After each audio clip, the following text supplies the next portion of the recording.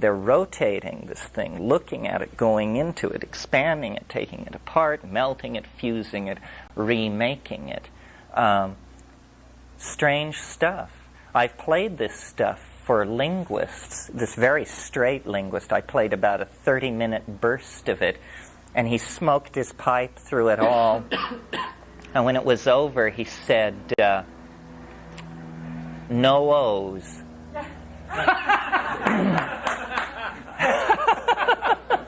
Did you want to say something? Did you just make that up? I mean, did I just make that up? I mean, that's not like something you memorized or that's not... No, I just made that up. Okay. Yeah. Did you have any images? What was going on? Can you describe what was going on inside of you when you were doing that? I was trying to stand aside. I was trying to not do anything to it. I was just trying to let it be.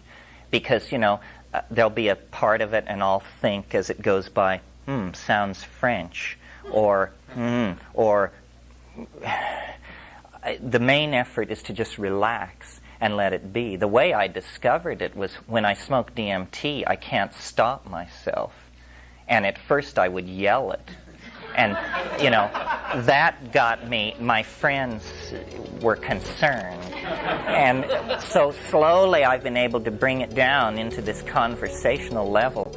But it just goes on, and has a feeling, has a tone, very satisfying to do. That's why I think I said on Friday night, I had this in mind, I think language existed for millennia before meaning. Meaning, bull, bison, reindeer, meaning is just some kind of late thing that was tacked on to language to make it a more practical enterprise. But I think people were taking drugs and amusing each other with artistic compositions of the sort I just did for you for a long, long time before they did anything practical with it. Terence, I was just wondering if you thought that language may have changed around the time that agriculture came in, when things were, all of the diversities were narrowed down to a few commodities. And if that's any... Well, I think language goes through tremendous periods of impoverishment, and that was one. The origin point of language is placed at about 35,000, although on what basis they do this, I'm not sure. There is a flute in existence that's 26,000 years old. That's pretty interesting.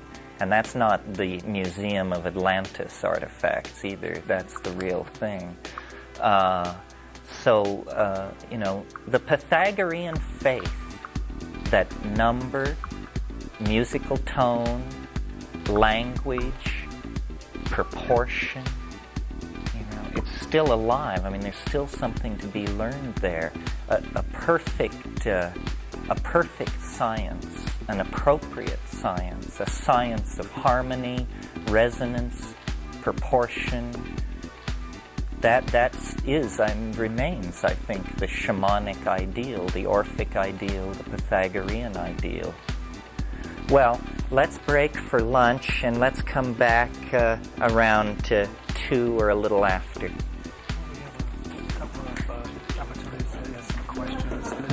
Yeah, we'll do that. Why don't we pull together here?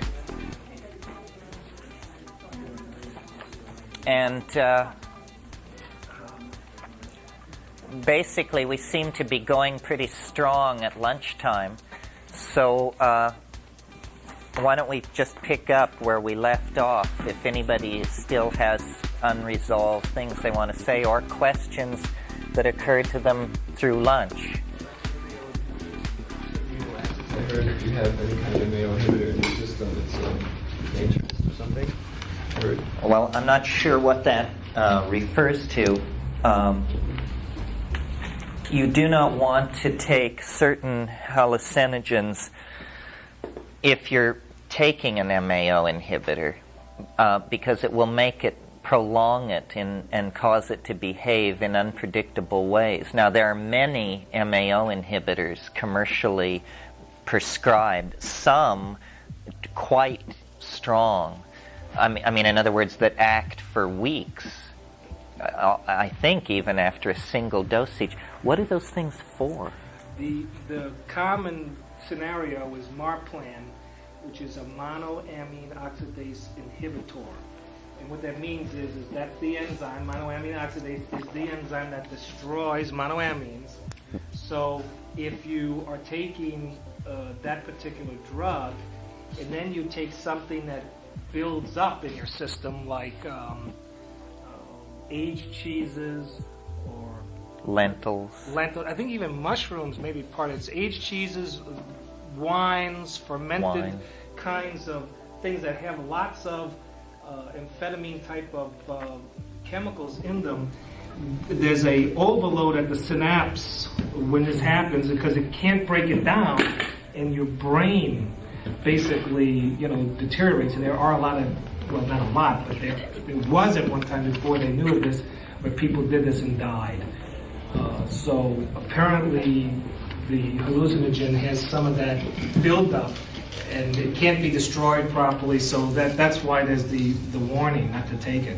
So the hallucinogen is a monoamine, and then if you inhibit the monoamine oxidase, which is the compound which oxidizes the monoamine, then the monoamine will accumulate. Now, it's important to know this because we tend to move in a yuppie environment, and a typical yuppie buffet of good burgundies and good brie is just going to load your system with tyramine, tyrosine, these kinds of things, and they are monoamine oxidase inhibitors. Well, then if you 12 hours or 24 hours later take a hit of ayahuasca or something, why, it's just going to send you skittering all over the board, and you won't understand why unless you are aware that this monoamine thing is working. The idea of the precursors of certain neurochemicals. Like I heard the ayahuasca diet, specifically Luna gave a talk once in New York about it. He said it was like smoked fish and plantain. Mm-hmm. And possibly this is the precursors of certain neurotransmitters. Yeah, this is a more complicated question than simply yes or no on a monoamine oxidase inhibitors. Serotonin, which is, of course, the neurotransmitter that runs the nervous systems of all higher animals and occurs in all animals, is very strongly present in bananas, for example.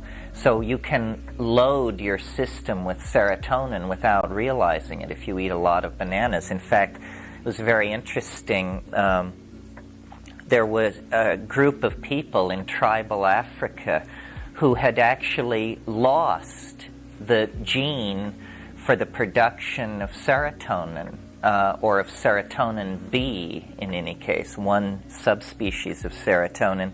And they didn't know that that was what was wrong with them. All they knew was that whenever anybody left the tribe, they would become psychologically ill and go mad. And then when they would return to the tribe, this situation would immediately normalize. Well, so then they looked into it and they discovered that these people were eating bananas as a huge component of their diet. Consequently, even though the serotonin gene was deficient, they were always had a sufficient amount of serotonin because they were getting it from a dietary source. But if somebody left the tribe and left the forest and went to Kampala or something and got a job and stopped eating so many bananas, they immediately appeared to become mentally ill. This is because they were then finally forced to confront the fact that on the natch, they could not produce enough serotonin to stay balanced. So this is an example of how foods and neurotransmitters and all these things work. It's really astonishing, the fact that evolutionary biologists, in talking about how human beings have come to be, have never, so far as I know, talked about the evolutionary influence of diet. You see, the fact that under pressure from dwindling rainforests, we ceased being fruitarian, canopy-living creatures and instead became omnivores and meat eaters on the plain, in going through that transition, we subjected ourselves to a huge amount of mutagenic influence.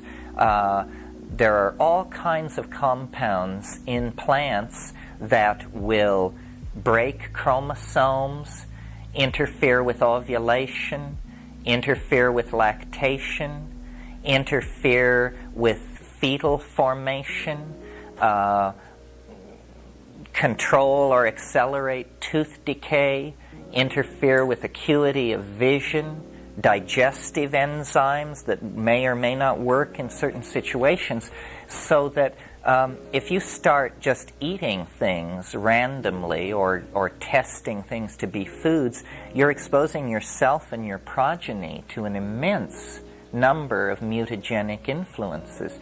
This may explain why the human somatype, the human body type, went through this period of rapid change about 50,000 years ago. This is when the brain size doubled. And then nothing much has happened since, physically, to human beings. All evolution has gone on in the cultural domain. But this sudden explosion in the size of the brain case is occurring at the same time when there is this dietary shift. And one of the things I mentioned the other night is the preservation of infantile characteristics as part of our species, not necessarily simply infantilism psychologically, but also, for instance, our hairlessness. Most primate babies are born hairless, but we're the ones who stay hairless the whole time. The suppression of secondary sexual characteristics. For instance, our rumps don't redden when we're in estrus, and all these things that we see happening in other primate species are suppressed in human beings. So, and there's a lot of debate about why these things go on. Why, for instance, there isn't a mating season in human beings, or why it is that female human beings can keep pregnancy a secret for quite a long time before it becomes apparent. How does this feed back in then to primate social organization? What do males do if they think a female is pregnant or not pregnant? And how does this work into the evolutionary thing? So there's a lot of thought that needs to be given to all of this, and MAO and how it works is one of the most easily influenced of these internal enzyme systems, because there are MAO inhibitors in so many things that are human foods: pulses, all beans, fish, cheeses, dairy products, so forth and so on. The very things that were probably fairly prominent in the primitive diet. Psilocybin? Yes, it also, all monoamines will be more active in a human being who has taken a monoamine oxidase inhibitor. Now, one of the strange things, and I mentioned this yesterday, is that in the Amazon they have figured out how to make this work for them. Certain DMT, for instance, cannot be taken orally. It's destroyed in your gut. But if you inhibit MAO, then it isn't destroyed in the gut, passes through to the bloodstream and through the blood-brain barrier. They figured this out.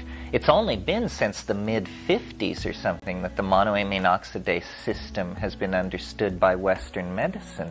These people apparently intuitively figured it out thousands and thousands of years ago. Yeah. I have a chemical question, but I can't help but interject that a little promo for the rind of citrus and the pulp of citrus, which contains the bioflavonoids with ascorbic acid, because that's exactly what happened to Homo sapiens during its fruitarian era, when we ate so much naturally occurring vitamin C in the fruits that our enzyme systems just said, well, why synthesize ascorbic acid in the liver? We have this so much abundance of ascorbic acid in the fruits. So we lost the enzyme to convert sugar, glucose, into ascorbic acid. And Linus Pauling based his whole quote-unquote vitamin C theory on every animal that still is synthesizing, like goats synthesize 10 grams of ascorbic acid per day, pigs 5 grams, and so that's how he worked it out, and we need about 2 to 3 grams of not vitamin C ascorbic acid, but the vitamin C complex, which contains asparagine and rutin and bioflavonoids. And when you put, since I've done that and put those together, I have never had a cold.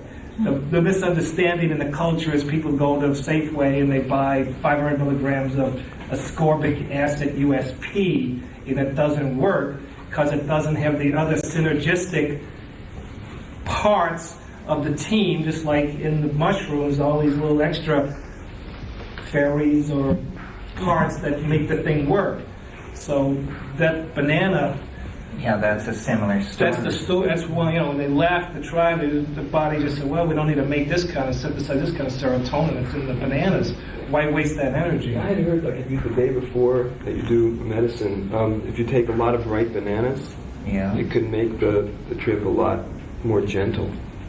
Well, it probably, you see, these things compete with serotonin for the bond site. They are, in fact, inhibitors of serotonin, many of them. And I don't know if it makes it gentler, or if maybe you have a huge amount of serotonin in your system. The serotonin can actually mitigate the trip. It's a gentler trip because it's not as strong a trip as it would be had you not loaded yourself with serotonin. Some people do. I mean, that's the whole theory of why people get depressed. Certain people have higher levels of serotonin and certain people have lower, and if you got higher levels, supposedly it correlates with how naturally high you are and why some people get Yeah, although it's been sort of hard to nail this down. When they first started doing psychedelic research, they thought that it was the so-called psychotomimetic theory of psychedelics, that these things make you crazy, therefore being crazy must be a natural state of producing these things.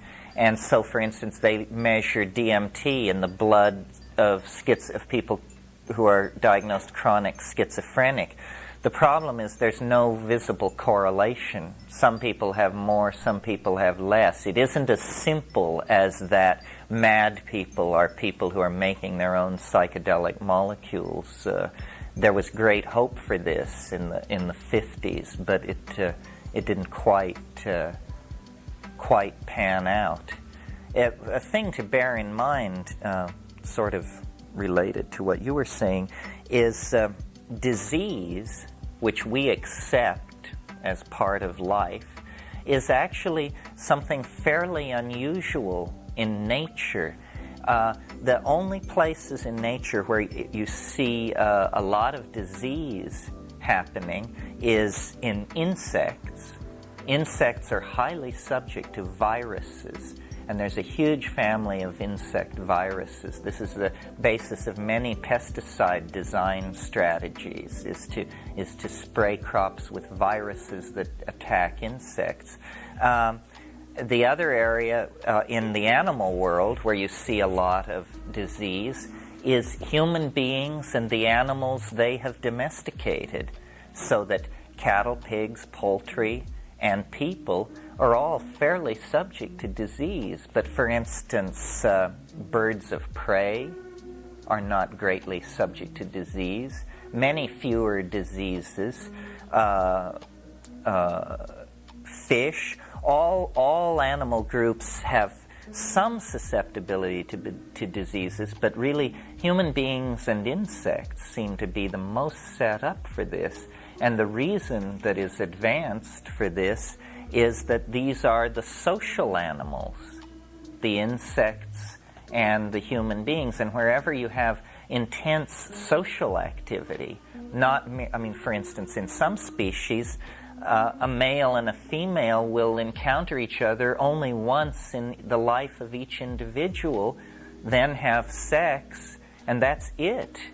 There is no social life. Well, so that's no disease can get a foothold there, because diseases require transmission and contact. The AIDS thing is a perfect example of this. I mean, the statistics are that a professional prostitute has perhaps 5 or 6 sexual contacts in an evening. A person at high risk for AIDS with a very active homosexual lifestyle may have 3 or 4 times that number of sexual contacts. Well, no virus is going to pass a chance like that up. I mean, it's just like a super intense environment for transmission.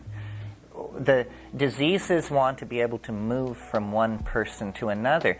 The reason I mention this is because the rise of this susceptibility to disease is something that apparently also was going on at the same time that we were acquiring language, beginning to domesticate animals, switching our diet. What we really are the evolutionary wreckage of a very chaotic and crazy series of pattern shifts that went on between 50 and 100,000 years ago. Now we are the inheritors of that. Very interesting, as long as I'm on this subject, very interesting relationship between disease and spirituality, because pilgrimage sites are the great disease vectors of the ancient world. I mean, you can imagine, here you have a temple, everybody comes there to get cured, and everybody comes there and leaves sick, because all these infected people have been there. There's a wonderful book, I can't remember the author, but the title is Plagues and Peoples, and it's a study of epidemiology and the history of disease and its impact on human populations, and very interesting, and has a lot to say, I think, about psychedelic use as well, by implication, because psychedelic use also brings people together under very close and intimate circumstances many times. Let me ask my question. Sure. This is a chemical question in terms of, I have never done these substances that you're talking about. Specifically, I mean the NN dimethyltryptamine and the 5-MO dimethyltryptamine. And what you're talking about is ayahuasca, which is a hybrid of an MAO inhibitor and DMT, correct? Correct. And those are the chemical names of these substances. Are there generic names or so-called, street names for these things that you are aware of? That's the first part of the question. And secondly, since those are pure chemicals, unlike mushrooms, which contain maybe 3 or 4 different synergistic psychedelics, the possibility in my chemical mind was, 5-hydroxytryptamine is 5-hydroxytryptamine, and what is the scenario for synthesizing it? Well, I'm not sure I have it all. First of all, 5-MeO DMT doesn't occur in ayahuasca. The synergy, the way ayahuasca works, the MAO inhibitor is a beta-carboline, harmine, harmaline, tetrahydroharman. Now, these things are hallucinogens in their own right, but only at uncomfortable doses. I mean, if you took 600 milligrams of harmine, you would have hallucinations, but you would also have so much discomfort and icky feeling that you couldn't call it a trip. 5-MeO occurs in Anadenanthera peregrina and in the toad foam that I mentioned. It's interesting that the toad foam is the only animal-based hallucinogen that we know anything about. There are DMT does occur in certain fish, and these fish are eaten for psychedelic effect. The DMT is psychedelic in its own right, but not when taken orally. But when taken with the harmine, it becomes orally active. You only have to take, if you combine 200 milligrams of harmine, which is a subthreshold dose of harmine, with 50 milligrams of DMT, which is a subthreshold dose of DMT, you'll have a tremendous trip. And that's called ayahuasca. That's called ayahuasca. But it comes from these plant sources. And you drink it. It's a beverage. It's a fluid. Tastes terrible. Yeah. I wanted to ask one question about set and setting. You were saying, I think what you were saying, what I heard you say, and I just want to see if this is what you were saying, is that your sort of recommendation would be to do a committed dose, like say 5 milligrams. 5 grams of mushroom. 5 grams, I mean, 5 grams. Of mushrooms in a kind of silent space, preferably at nighttime, and also alone. If that's your predilection, if you're comfortable with that, if you're uncomfortable with that, get a friend.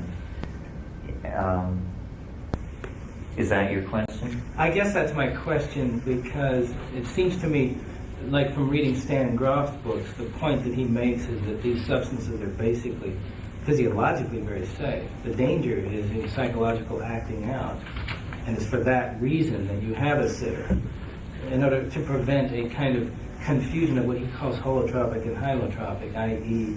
you decide you can fly, so you jump off your balcony, because you're confusing your psychic reality, which is that you can fly, with the physical reality of your body, which will fall off the balcony and hit the ground. Well, if you had that delusion, you would certainly want a sitter present. In 99% of the cases, what the sitter is there for is not to restrain you, but to tell you that it's okay. Just to say that it's okay. This is immensely reassuring to people, no matter how uncertain the sitter is, that it is okay. I mean, you could almost have a button which you push which says, "You're okay.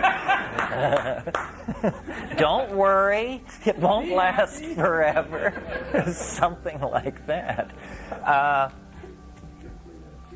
I guess I'm sort of in a funny position on the sitter issue, because I find them so distracting. But you do want it. The one time you need them, you really need them. The other thing is this issue of should you do it indoors or outdoors.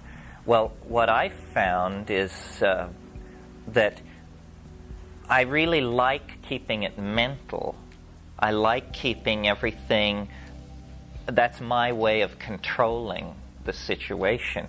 And if you go out into the world, we all know this phenomenon called synchronicity, which is where it's weird for no reason, Well, if you go out into the world, you will just stoned, you will just discover that it is a maelstrom of synchronicity.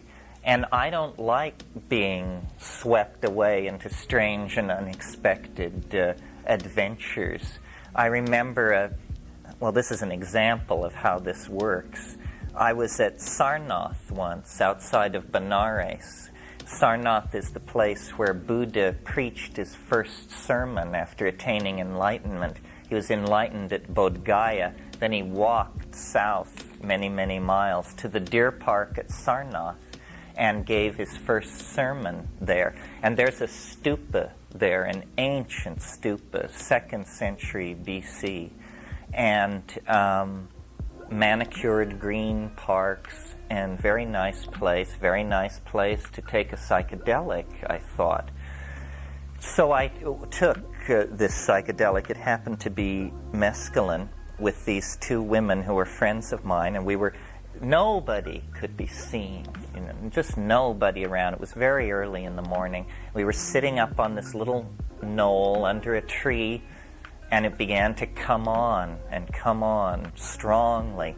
And I was looking out over this green expanse, and almost at the edge of discernible vision, I suddenly see two people, two dots, two people moving orthogonal to my position, moving across my field of vision. And I'm just watching them, and they stop dead. These two people, they must be 500 yards away, 1,500 feet away over these rolling green lawns. They stop dead, and then they scan, and then they start toward me.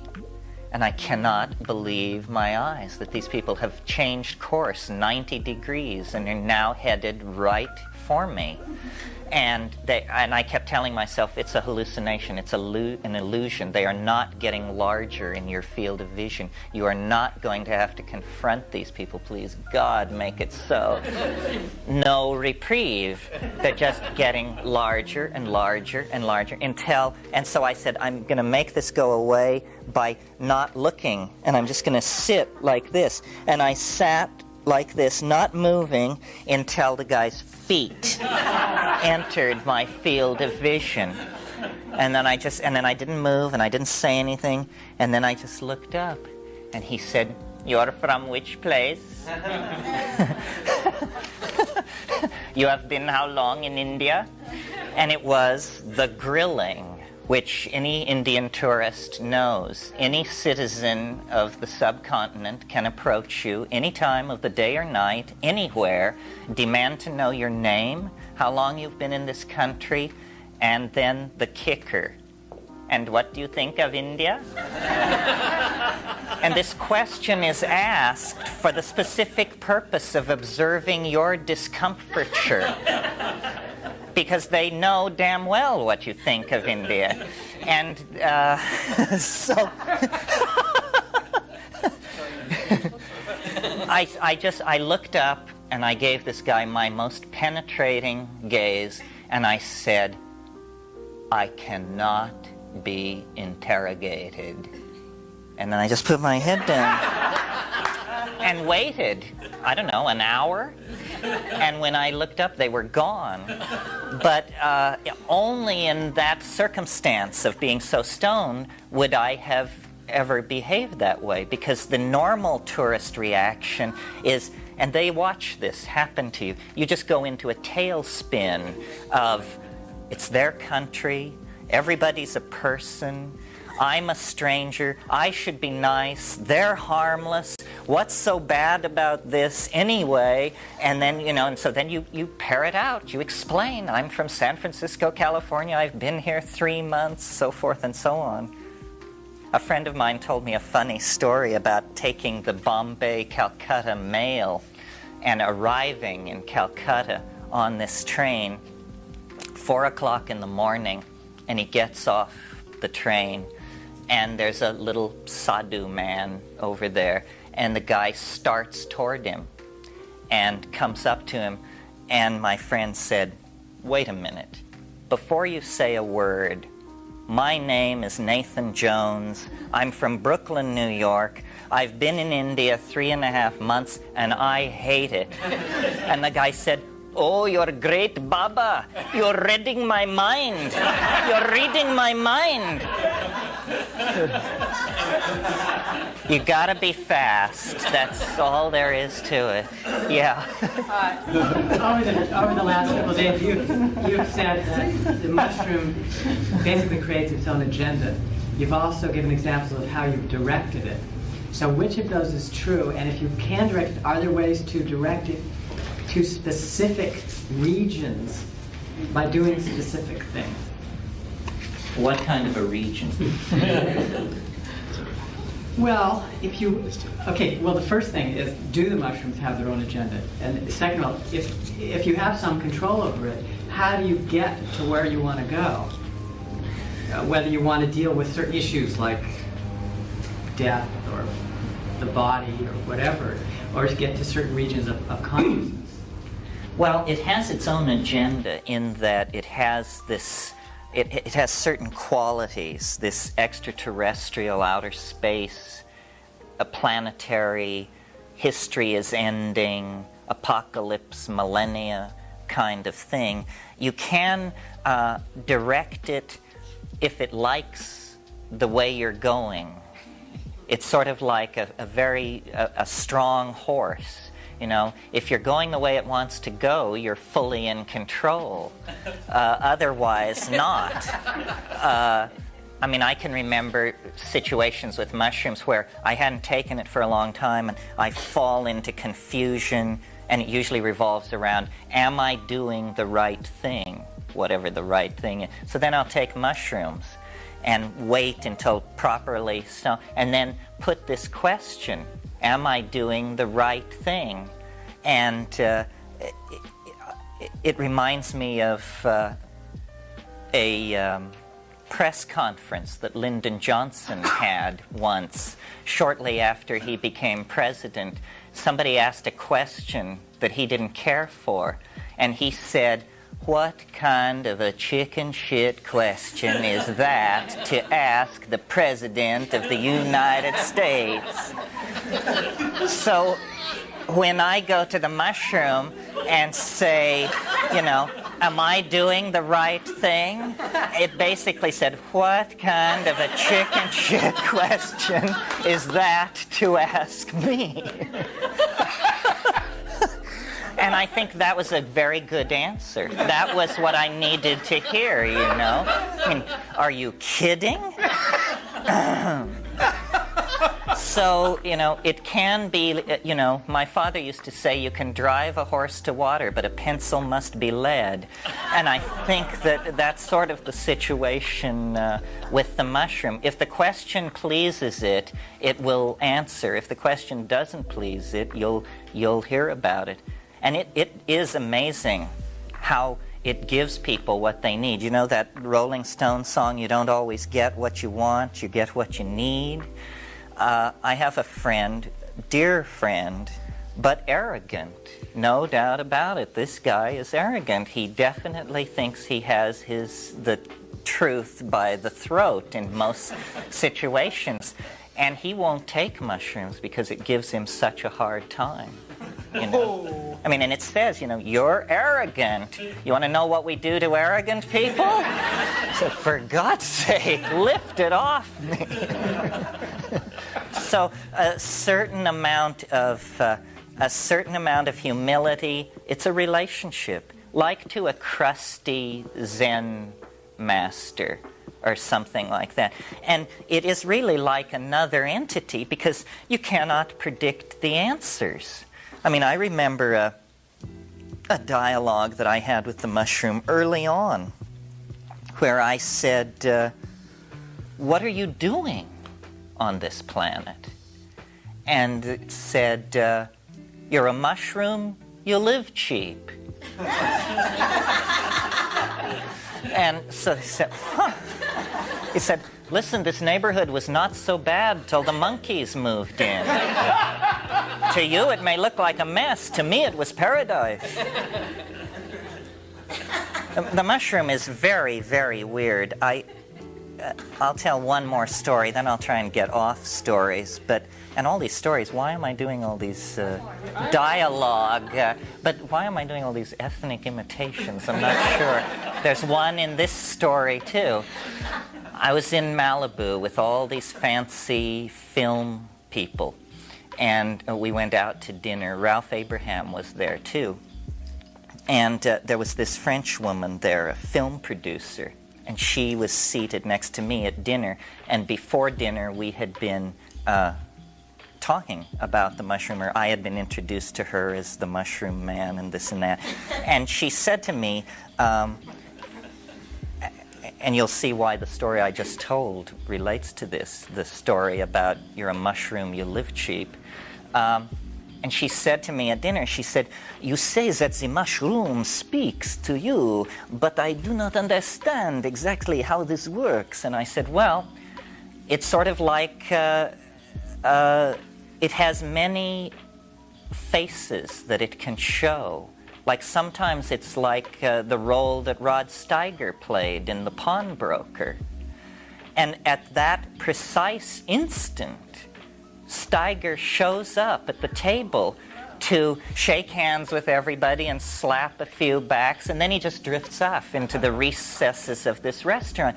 And Ralph Abraham, who was sitting across the table from me watching this whole thing and had heard what I said to this woman, reached across the table to me and said, "You see, the mushroom is showing us that it can touch us anywhere, anytime." Strange stories. Synchronicity. Yeah. Yeah. How do you remember to bring back what you've learned? Oh, that's a good question. That's an important question. That's a key question. Roland Fisher, who was a great psychedelic researcher with psilocybin and later retired to Majorca to be Robert Graves' next-door neighbor, coined the phrase state-bounded. This means you can't bring it back. And I'm sure you all have had the experience of dreaming, being caught up in some incredible dream with strange people, foreign countries, exotic costuming. The alarm goes off, and as you stagger out of bed, this is just melting like an ice cube in a blast furnace. And by the time you're out of bed and fully dressed, you have nothing, not a shred, not a hint, not a clue. It's absolutely gone. This is a state-bounded memory. Chemically, what's going on is apparently short-term memory transcription is just not occurring. You're having the immediate impression of these things happening, and then it's not going to disk, so to speak. It just is lost. Yeah? My experience is also with dreaming is to not to be afraid that I'm losing what I'm dreaming. You know, in the moment I'm afraid that I'm not getting hold of, I know that's gone.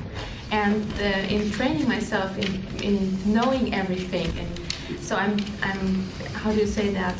I'm tuning my body to remember everything what I'm getting.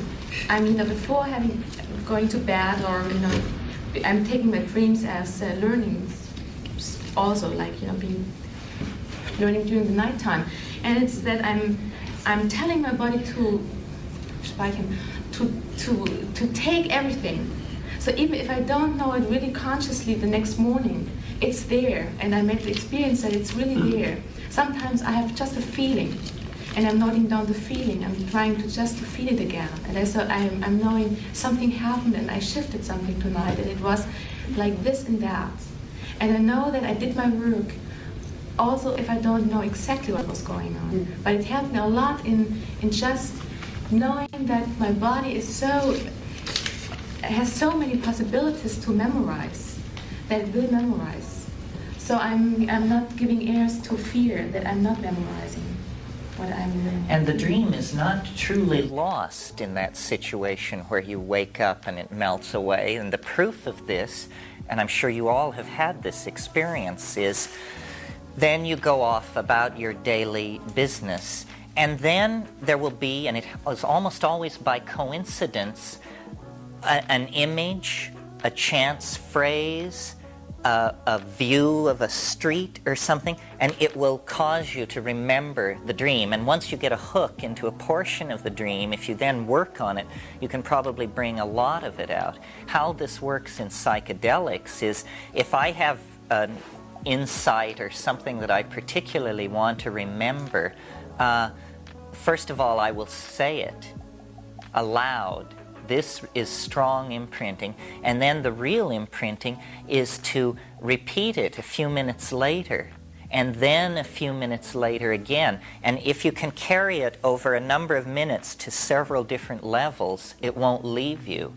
A very useful shortcut for this is a tape recorder, where if you play the tape of the trip back after the trip, you will just a phrase spoken will set off a chain of associative recall, and you will retain it this way. But to my mind, this is one of what shamanic training must really be, is mnemonic training. If you want to bring the stuff back, you have to train yourself to bring it back. Now, this state-bounded thing, it's important to notice. We talk about how dreams are state-bounded, how psychedelic experiences are state-bounded, but what we fail to notice usually is that ordinary reality is state-bounded. I mean, if I were to ask any one of you, what did you discuss with the person you had lunch with yesterday? It's probably very touch and go to actually put this together.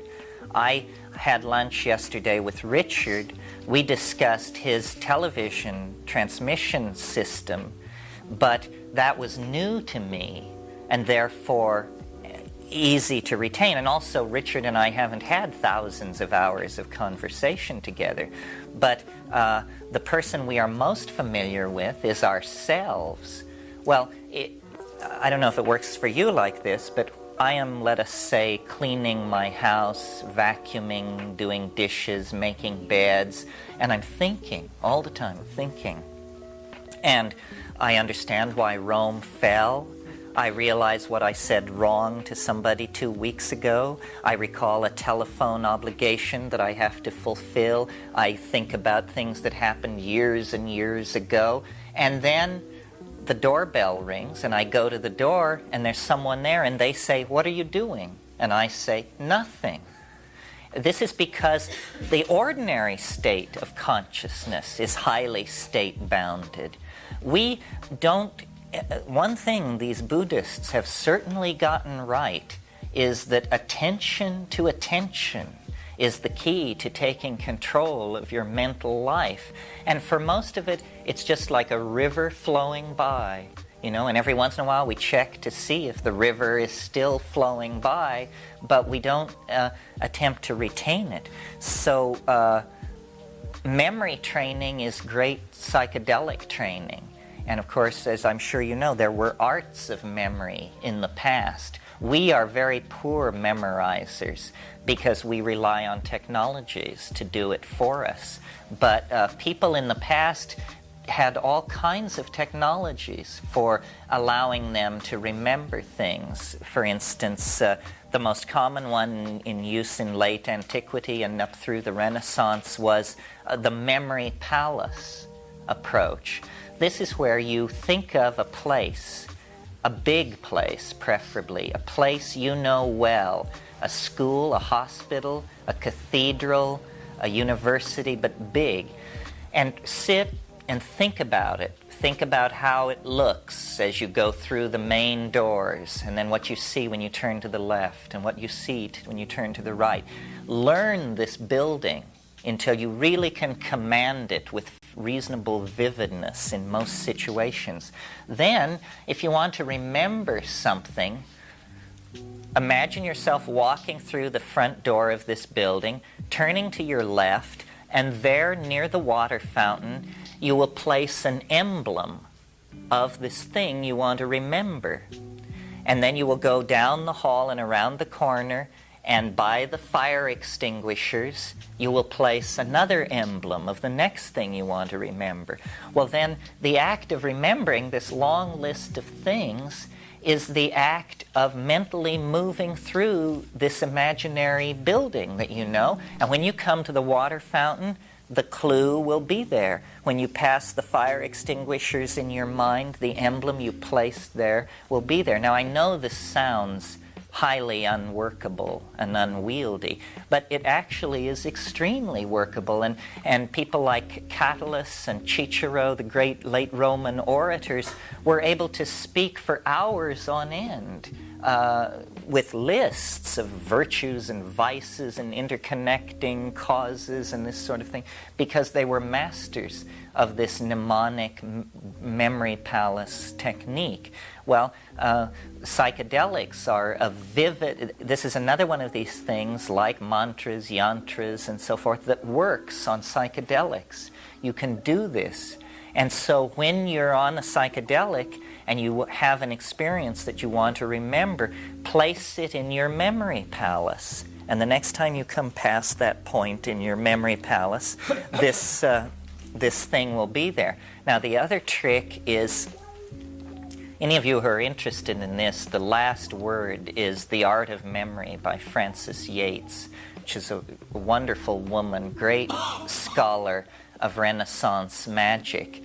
And the final trick is to make the image extremely vivid, so that, for instance, if you're about to give a speech to your collegium on the 7 deadly sins, well, then one of these sins is lust.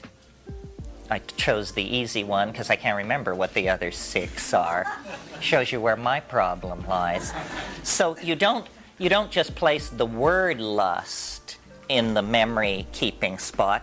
You place some vivid and shocking image. Yeats suggests the image of a nun lifting her skirts. I think this was a classically suggested one that people were taught to use. Well, then, when you come around the corner and meet the nun lifting her skirts, you think, aha, lust. That's the first, and then you go on and so forth. And books, some of the most astonishing products of the medieval engraver's art are these books of what are called emblemata. Emblemata are surreal juxtapositions of things and animal parts and bodies and machines that are memory emblems, made as grotesque, surreal, and bizarre as possible in order to make them unforgettable. That was the technique. And the surrealists used this very consciously. There is something about the unexpected, the grotesque, and the surprising that is, almost by definition, memorable.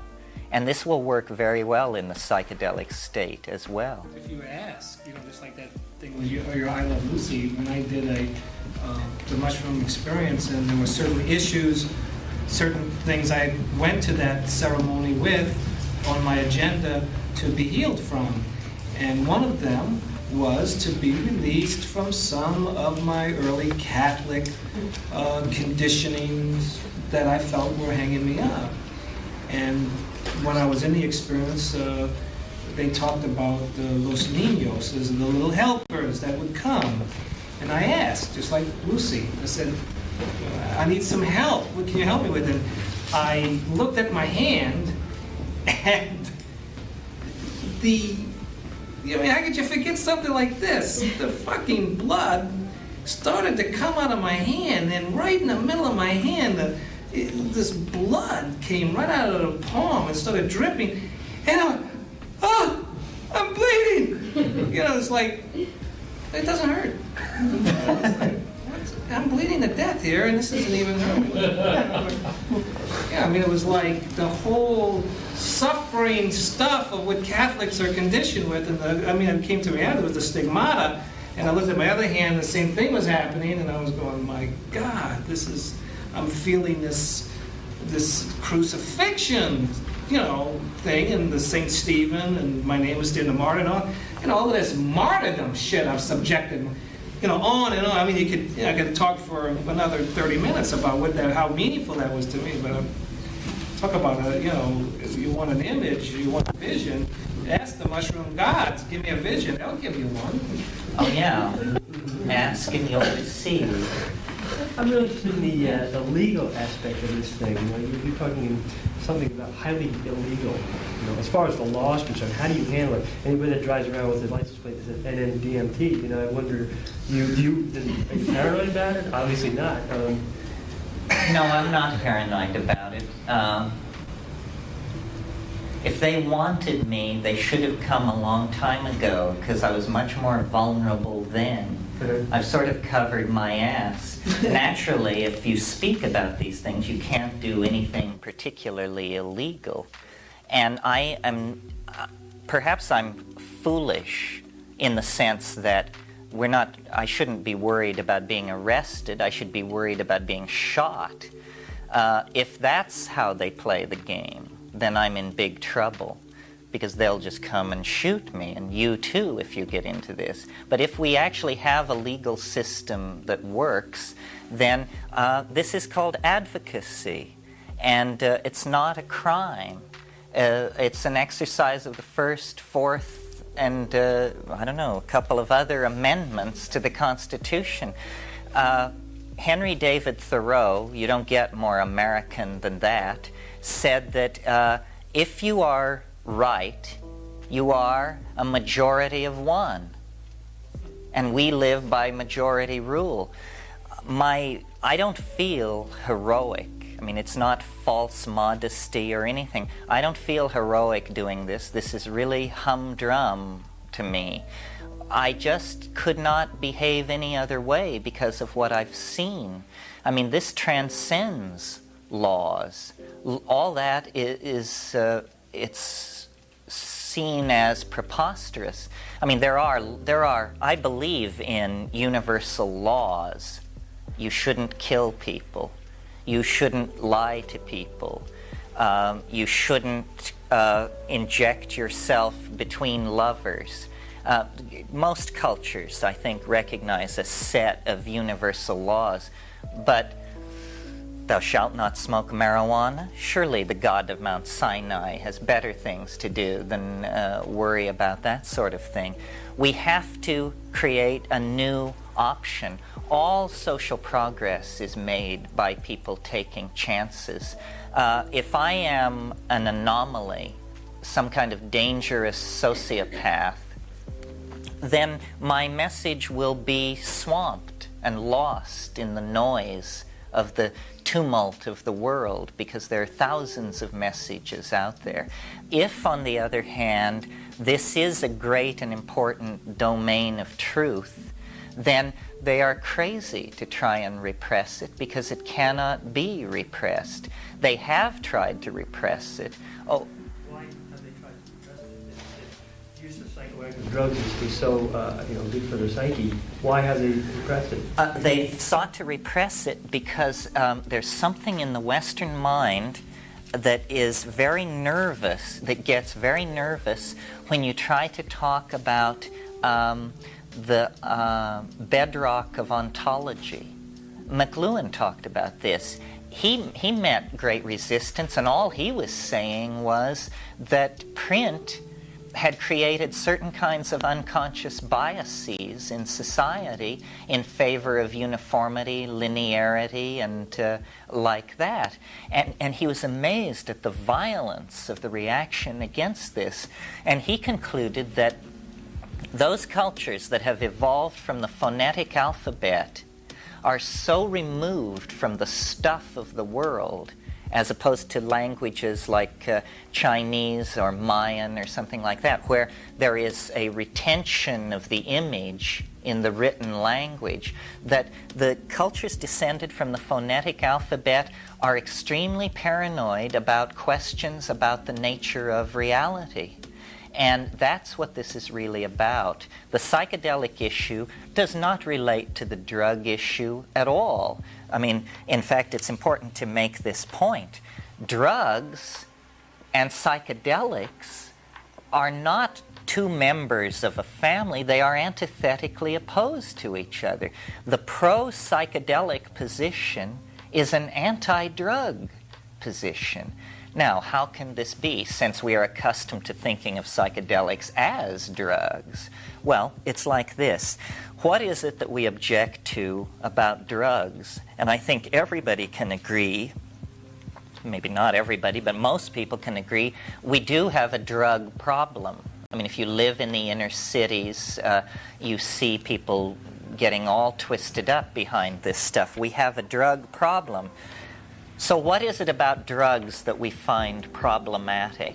Well, I think that what is objectionable about drugs is that they cause unconscious, obsessive, destructive, self or other behavior. Unconscious, obsessive behavior is intolerable because we are conscious people accustomed to injecting choice and meaning into our lives. You cannot have meaning if you do not have choice. This is why we don't have to spend any time at all talking about whether the world is predestined. Because if the world is predestined, then I'm not saying what I'm saying because it's what I want to say. I'm saying what I'm saying because I can't say anything else. and you're sitting there because you can't not sit there. So it makes the world very dull and uninteresting. Compulsive, unexamined, obsessive behavior is the quintessence of anti-human behavior. It was Bertalanffy, the founder of general systems theory, who said, people are not machines. But in every situation where they're given an opportunity to behave like machines, they'll go for it. So in that sense, the psychedelics are almost the answer to the drug problem. And the early use of psychedelics reported spectacular progress with alcoholism. Well, now see, the people who believe that alcoholism is a disease, and I don't follow this literature closely, it seems to me this is a preposterous statement. I mean, a disease? You mean like influenza and smallpox and AIDS? Alcoholism is a disease? Can you get it if you don't practice safe sex? Or do you have to wash your eating utensils? It isn't a disease. What it is it's a failure of self-image. And the reason LSD, in many cases, had a tremendous impact on alcoholic behavior was because it just showed people what they were doing. It said, this is you. You're a drunk. You're a burden to your family, a bore to your friends. You smell bad and you're useless. How do you like it? And so somebody said, I don't like it. I said, well, then stop drinking. That's what it is. That's how psychedelics cure addiction. And nobody, when they talk about addiction, nobody ever talks about what is called self-restraint. Terence, there's a new book that came out about a month or two ago. It's incredibly, I don't remember the name offhand, incredibly controversial. But alcoholism? Yeah, about How heavy alcoholism. drinking? Myth of alcoholism is a disease. Right, yeah. And the man takes the position that the last 30 or 40 years where we've seen alcoholism as a disease is just, more bullshit from the medical model. We need another alternative. And of course, AA and everybody's just up in arms about the book. Well, yeah, AA has I don't remember now. What did you say? John, what's the book? The name of the book is it's by Vinaigrette. It's called Heavy Drinking: The Myth of Alcoholism as a Disease. Basically, he discusses the fact that it's a rationalization to say that it's a disease. I mean, there are certain people, I think, that have certain chemical reactions to alcohol, but they're in the minority, and that this is very important to me as well because this is work that I'm interested in. And alcoholism has also touched my family, as it has a lot of families. And yeah, I think the disease model has there's no responsibility involved, And AA, their position, their goal is not to understand the nature of the universe. They're not in the philosophy business. They're trying to get people to stop drinking. So to maximize that goal, I think that they go far overboard. First of all substances, they say, if you're an alcoholic, then you must forswear everything. I don't know how they relate to tobacco. But see, what you've got to understand is we are set up for addiction. It's just like language and cognition and all of these other things. We are the animal which addicts. Other animals don't addict. And addiction is a way of relating to the world. We don't not only addict to drugs, we addict to each other, to chunks of territory, to behavior patterns. Like attaching ourselves to what we see, what we Exactly. It's attachment. We attach to everything. And it's very real. It's physiological. I remember years and years ago, a woman left me for a homunculus, and I was appalled, and it became. I was like vomiting every 4 hours, could not sleep, would burst into tears in inappropriate situations, of which there were many in my life. And heroin withdrawal cannot be worse than that. I mean, are you kidding? Vomiting every 4 hours? And And then one night, in the middle of the night, I was just frantic because I felt like when I was awake, I felt like I wanted to be asleep. When I should have been sleeping, I couldn't sleep, and I was just dragging myself to classes. I felt, this is crazy. I should turn myself in, but they don't have crisis centers for broken hearts. What are you going to do? So then, in the middle of one of these bouts, I went to the medicine cabinet, and this woman who had left me had left all these pills there. And I sorted through all these pills and came upon a small bottle of tranquilizers, of a very mild tranquilizer, like Valium or something. Well, I had never taken a Valium. So I said, I'll take half. And I took it, and the next morning, or a few hours later, I went out to breakfast, and somebody came up and sat at my table and said, well, how are you coping since Hermione left you? And I said, who? I just jerk, and it really gave me respect for tranquilizers. I mean, I was appalled. I was appalled that something so real to me, so much me, half a tab, I didn't care, let him go. And then I realized all the people around me, this is how they deal with emotional crisis. Nobody wants to feel anything. I mean, the moment that an unpleasant emotion rears its head, people go take Valium or something else and cut themselves off from feeling. We addict to people. That's the point of that story. And when they leave us suddenly, it's just like having your heroin taken away and you become a mad thing for months, years sometimes. I mean, I still vibrate from this event, and it was 15 years ago. We addict to territory. This is war, our turf, our land. Now, this arises, again, a consequence of agriculture. Before agriculture, nobody had land. Land was something you walked around on as you migrated behind your herds. Once it was cognized as an object and fixed upon, they were ready to knock the other guy's brains out for setting foot on your territory. We all do this. I mean, we are addicted to caffeine, outrageous caffeine addictions, money, sugar, praise, television. Now, this is the favorite one to talk about because television is a forerunner of very insidious drugs to come. It's just the crudest and the first.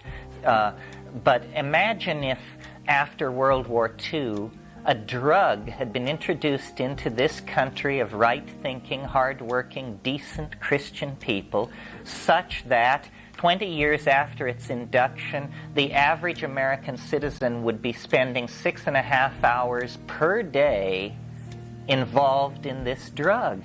That's the figure for television consumption in this country. The average American watches 6.5 hours a day of TV. It is an electronic drug.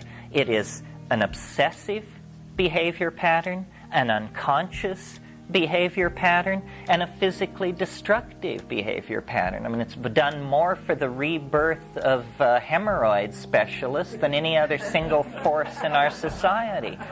So, but people say, well, that's not a drug, that's entertainment. 6.5 hours a day of entertainment? You know, before electronic media, a person could regard themselves as a great patron of, let's say, the musical community, and maybe they would hear 12 live musical performances a year when they would go to a theater. I mean, how many people in Beethoven, how many experts on Beethoven in his generation or the generation following heard, let's say, the Ninth Symphony more than several times in their intellectual life? Because, you know, you have to get a lot of people together and cooperating to perform the Ninth Symphony. To us, the Ninth Symphony is an object. Listen to it. Listen again.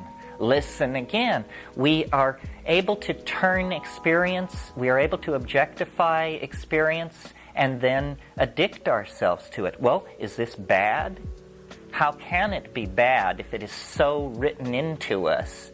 I don't think it is bad. I think what we have to do is choose our addictions, choose our behavior patterns. I mean, one can choose to be addicted to punctuality. I'm accused of this. Other people are addicted to always being late. One can be addicted to, meaningless sexual encounters. Some difference between a habit and addiction. You mean because of the physiological angle? Well, I think that's been much overplayed. I think, should we not fall in love because we pheromonally lock together with this person and become a single unified set of drives and goals? The physiological aspects of addiction have been, I think, very strongly overdrawn. I smoke cannabis every day at most opportunities and have for years and years, since I was 18 years old. Every once in a while, I stop just to see what that's like. It's trivial. It's utterly easy. All that happens is a shift in behavior patterns. I read more. That's what happens when I stop smoking cannabis. And yet I'm supposed to be breaking out into cold sweats, wandering aimlessly through the streets of the city, staring up at lighted windows. Yeah, right. So I think we give each other too much permission to be weak in this area. What is never talked about in talk about addiction is self-restraint. For heaven's sake, just take hold of yourself. Responsibility. And if you tell people addiction is a disease, addiction is it's because you're black, it's because you're poor, it's because you're this, it's because you're that, you have just given them a whole bunch of reasons not to take responsibility for their own situation. And what is needed in these addictive situations, I think, is the shock of recognition. I believe, that if you don't take drugs, you're unbearable. And I can't think of a society on earth where people don't take drugs that any of us would want to have anything to do with. Let's take Calvinist Geneva, say. I imagine that as an example of an environment of moral rectitude. These people did not wear bright colors, didn't listen to music, never drank coffee, never smoked, forget about alcohol, sex for procreation, so forth and so on.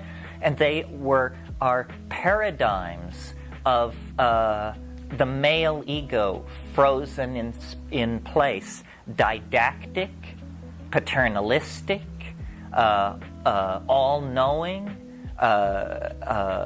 filled with hellfire and damnation.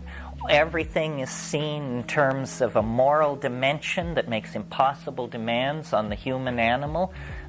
Rather, I think what we should realize is that somehow our evolution into a civilized, self-reflecting being is caught up in these synergistic relationships that our conscious mind has with various things in the environment, so that we should choose our addictions. Now notice that addictions, to my mind, and you can argue with this if you want by choosing extreme examples, but addictions to natural substances are harmless. Let me name some natural substances that you might disagree with me on this point. I think probably the strongest one would be, people would say, well, what about opium? Surely this is the scourge of mankind. Actually, opium was never a problem in human populations until it was conceived of as a problem by British colonial policymakers who decided that they could manipulate the opium trade to get an entree into China. Alcohol was never a problem, particularly, until the discovery of distilled alcohol. And of course, heroin is distilled opium. Morphine also. Sugar is a refined vegetable substance. In every case, it has required the intercession of science and technology to take harmless habits and turn them into dangerous addictions. So that, everybody has a solution to the drug problem. I think what I would suggest is something called the Vegetable Drug Act, where you just say, if it's a vegetable, it's not a drug. This was the position until very recently with British common law. In Canada, mushrooms were legal. Mushrooms aren't psilocybin. Psilocybin is a refined chemical.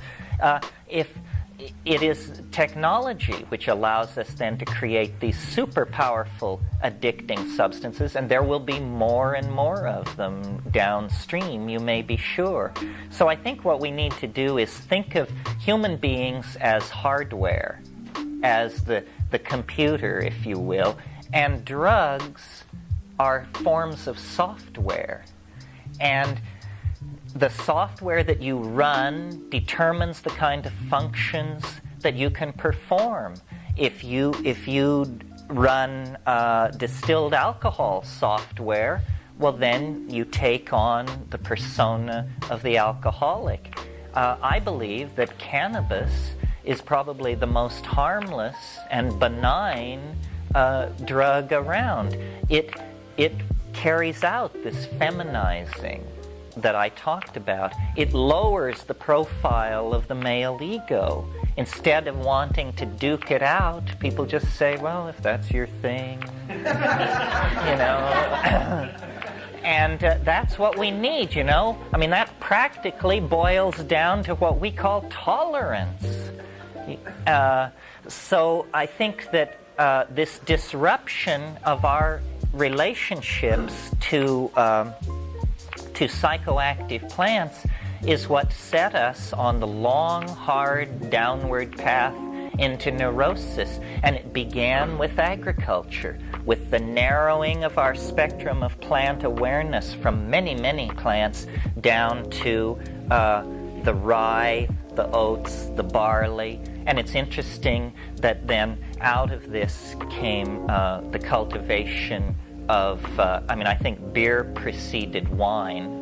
Beer is an older thing than wine. That comes out of the fact of having created surpluses. Because the way beer was discovered was through the fermentation of grain that was stored. If you didn't have surpluses, you would never discover the psychoactive properties of fermented grain. It's very interesting. In Nepal, the Newari people have an alcoholic beverage that when it's put in front of you, it looks like a bowl of granola. It's dry. They pour it out of a sack into your cup, and you say, this is beer? And then they come along with boiling water and pour it over it, and then you get this foamy, lightly fermented, contaminated grain water. And to my mind, that clearly is then how fermentation of grains and production of alcohol was established. Notice that it was also the accumulation of surplus from the agricultural adaptation that creates the need for defense. Because now you've got a surplus. Now you have to guard your surplus from everybody who doesn't have any. The other thing that creation of surpluses caused was the invention of barter and money and this sort of thing, because now you have something that you can trade for something that you don't have.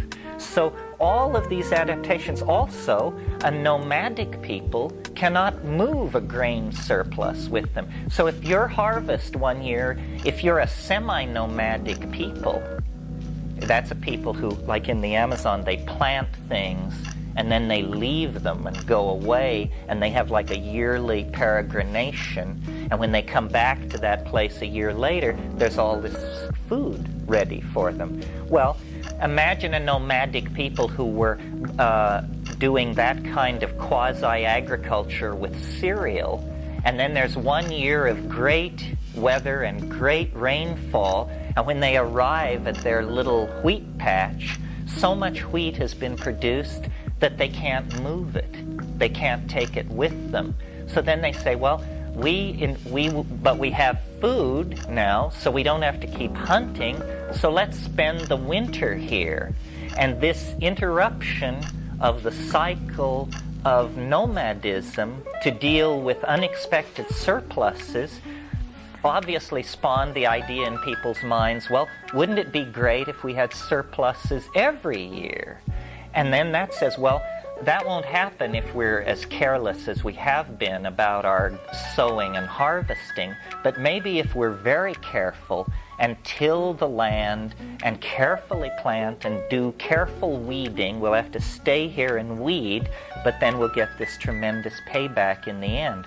So, to my mind, the invention of agriculture broke our relationship to the wild plants and the lowered profile of the male ego, and set us on a path of defending wealth, creating fortifications, supporting more specialization, larger populations, so forth and so on. And from there to the present predicament, it's only a moment.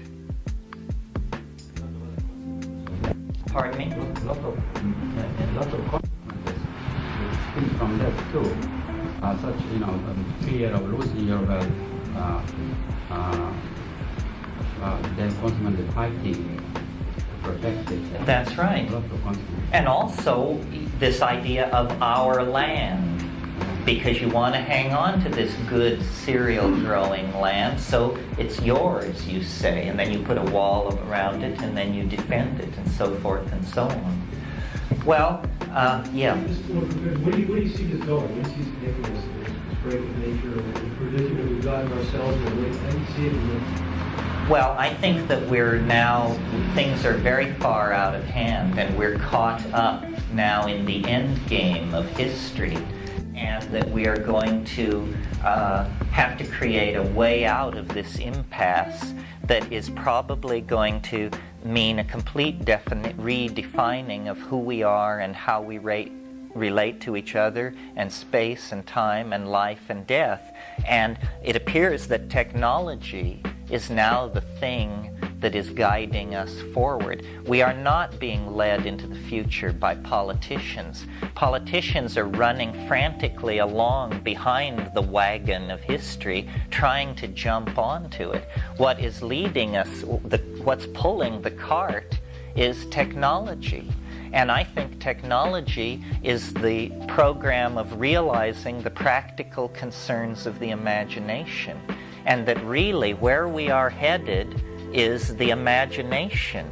It's a place. I don't know whether it's in solid-state circuitry or in the bones of the planet or in artificial arcologies in deep space. The future will figure out the details, but we are close enough to it now that we can anticipate it. It's what the shamans always said was possible. A world of value and meaning lived in the light of nature. And I think if we can get through this narrow neck that rationalism has imposed upon us and overcome these poisonous paternalistic philosophies, we will return. That's why I call it the archaic revival. It's the myth of the eternal return. History is something that you finish with as quickly as possible and then return to the archaic mode of eternity. And I think that's the adventure that we're all caught up in. That's the agenda that the plants and the planet have always had in front of them. It's just that we wandered away from an awareness of what was happening by deluding ourselves with our own inflated self-image. You know, man as master of woman and nature. And this distorted part of our self-image has now become so dangerous to us that we have to abandon it. We have to draw back from it. And under that kind of pressure, I think we will.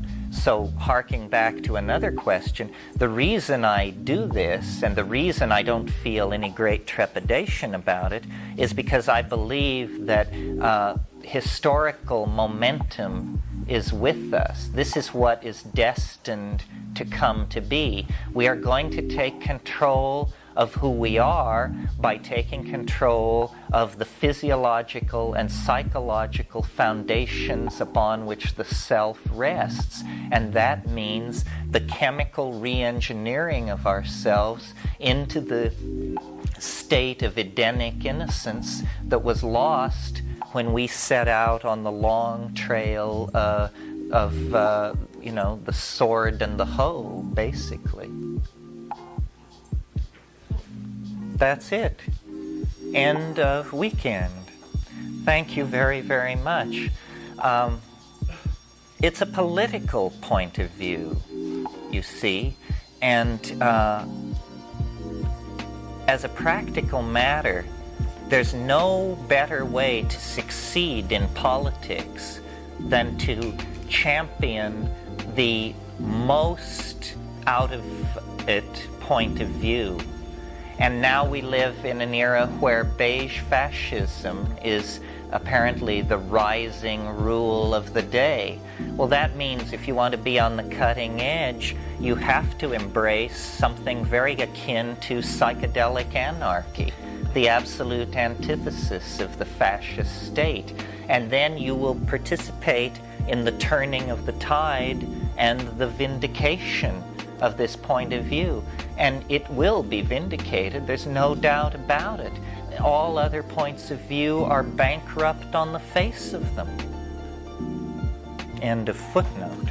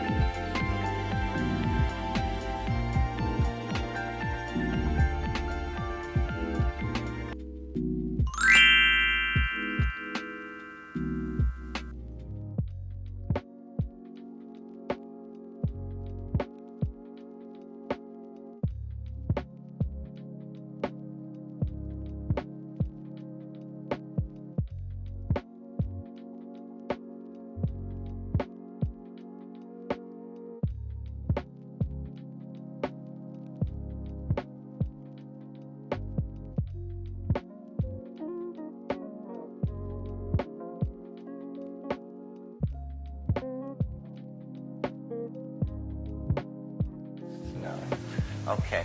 Well, today's thing is sort of a return to a more orthodox educational kind of mode, hopefully not to such a degree that it's boring. But the agenda is to talk about Hermeticism and alchemy, the way in which this tradition, which is counterintuitive and heterodox, if not heretical, from the point of view of Christianity, and what it can mean for the present, what it means for the psychedelic experience, what it means for the notion of the end of history, and how the loss of this point of view has probably done us a certain amount of damage. The great tension in the Middle Ages was between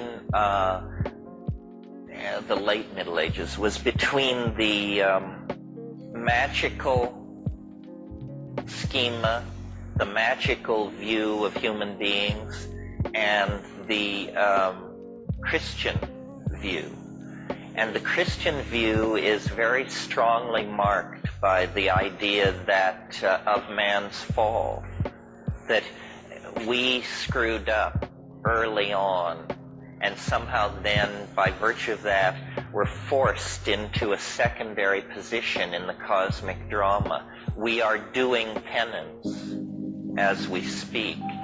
The world is a vale of tears. The lot of human beings is to till hard land, and we are cursed unto the 19th generation or something like that by the fall of our first parents. And we can be redeemed. I'm giving you the Christian rap. We can be redeemed through Christ, but we don't deserve it. It is, if you are saved, it is because there is a kind of a hand extended to you from a merciful God who is willing to overlook your wormy nature and draw you up in spite of yourself. And this is deep in us, no matter how whether you may not think you've bought in because you're black or because you're Chinese or something, but it's just in the air we breathe. It's what Western civilization makes you think, whether you want to think it or not. Even if you don't come out of these traditions, for us, the concept of that you've got to pay your dues. Human beings are co-partners with deity in the project of being. This is the basis of all magic. You see, in a Christian context, magic is heresy because it implies that man can command God to act. In other words, that in some strange way, the magician compels nature to behave as the magician desires. In Hermeticism, it isn't so much put in terms of compel, but the idea is that humanity, human beings, men and women of great spiritual accomplishment are co-partners in the project of being, and that God, as it were, stepped off the stage of creation with it only 90% completed, and the rest is left in the hands of his brother. The Hermetica actually refers to humanity as the brother of God. So it's a completely different attitude toward being human. It's an empowering attitude. With power comes the potential to abuse power, because you're no longer a worm.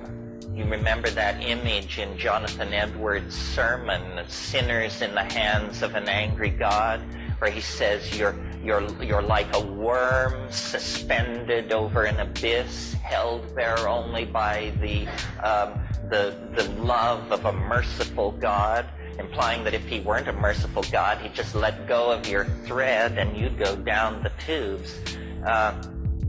In the Hermetic magical view, human beings are not tainted by original sin. And no ideology is without the potential of abuse. The Hermetic attitude in the Renaissance was summed up in a single aphorism by the great Renaissance Platonist Marcello Ficino. And what he said was, and I have to, there's no sexism in all of this. You just have to realize these guys were primitive types and they hadn't confronted the political issues we've confronted. So when they say man, they mean humanity. The Renaissance magical attitude is summed up in Ficino's aphorism, man is the measure of all things. And this is a double-edged sword, because in a single affirmation, you cast off the guilt trip. You cast off the view of ourselves as a flawed creature. But when you say man is the measure of all things, I mean, you could be the chairman of the board of Louisiana Pacific or Dow Chemical. I mean, this is approximately their attitude. In other words, it ain't rainforests, it's not the life of the earth, it's none of that malarkey. We are to be the measure of all things. So it has to be tempered. We'll probably end up talking a bit here about the pathological expression of the Hermetic position, which is called Faustianism. And Faustianism is where you have unbridled ego, unbridled faith in the intellect, so that you proceed forward without self-doubt. If you haven't read Faust recently, it's a surprising read. First of all, it's very funny. It's hilarious. It's funnier than any of Shakespeare's plays, I think. And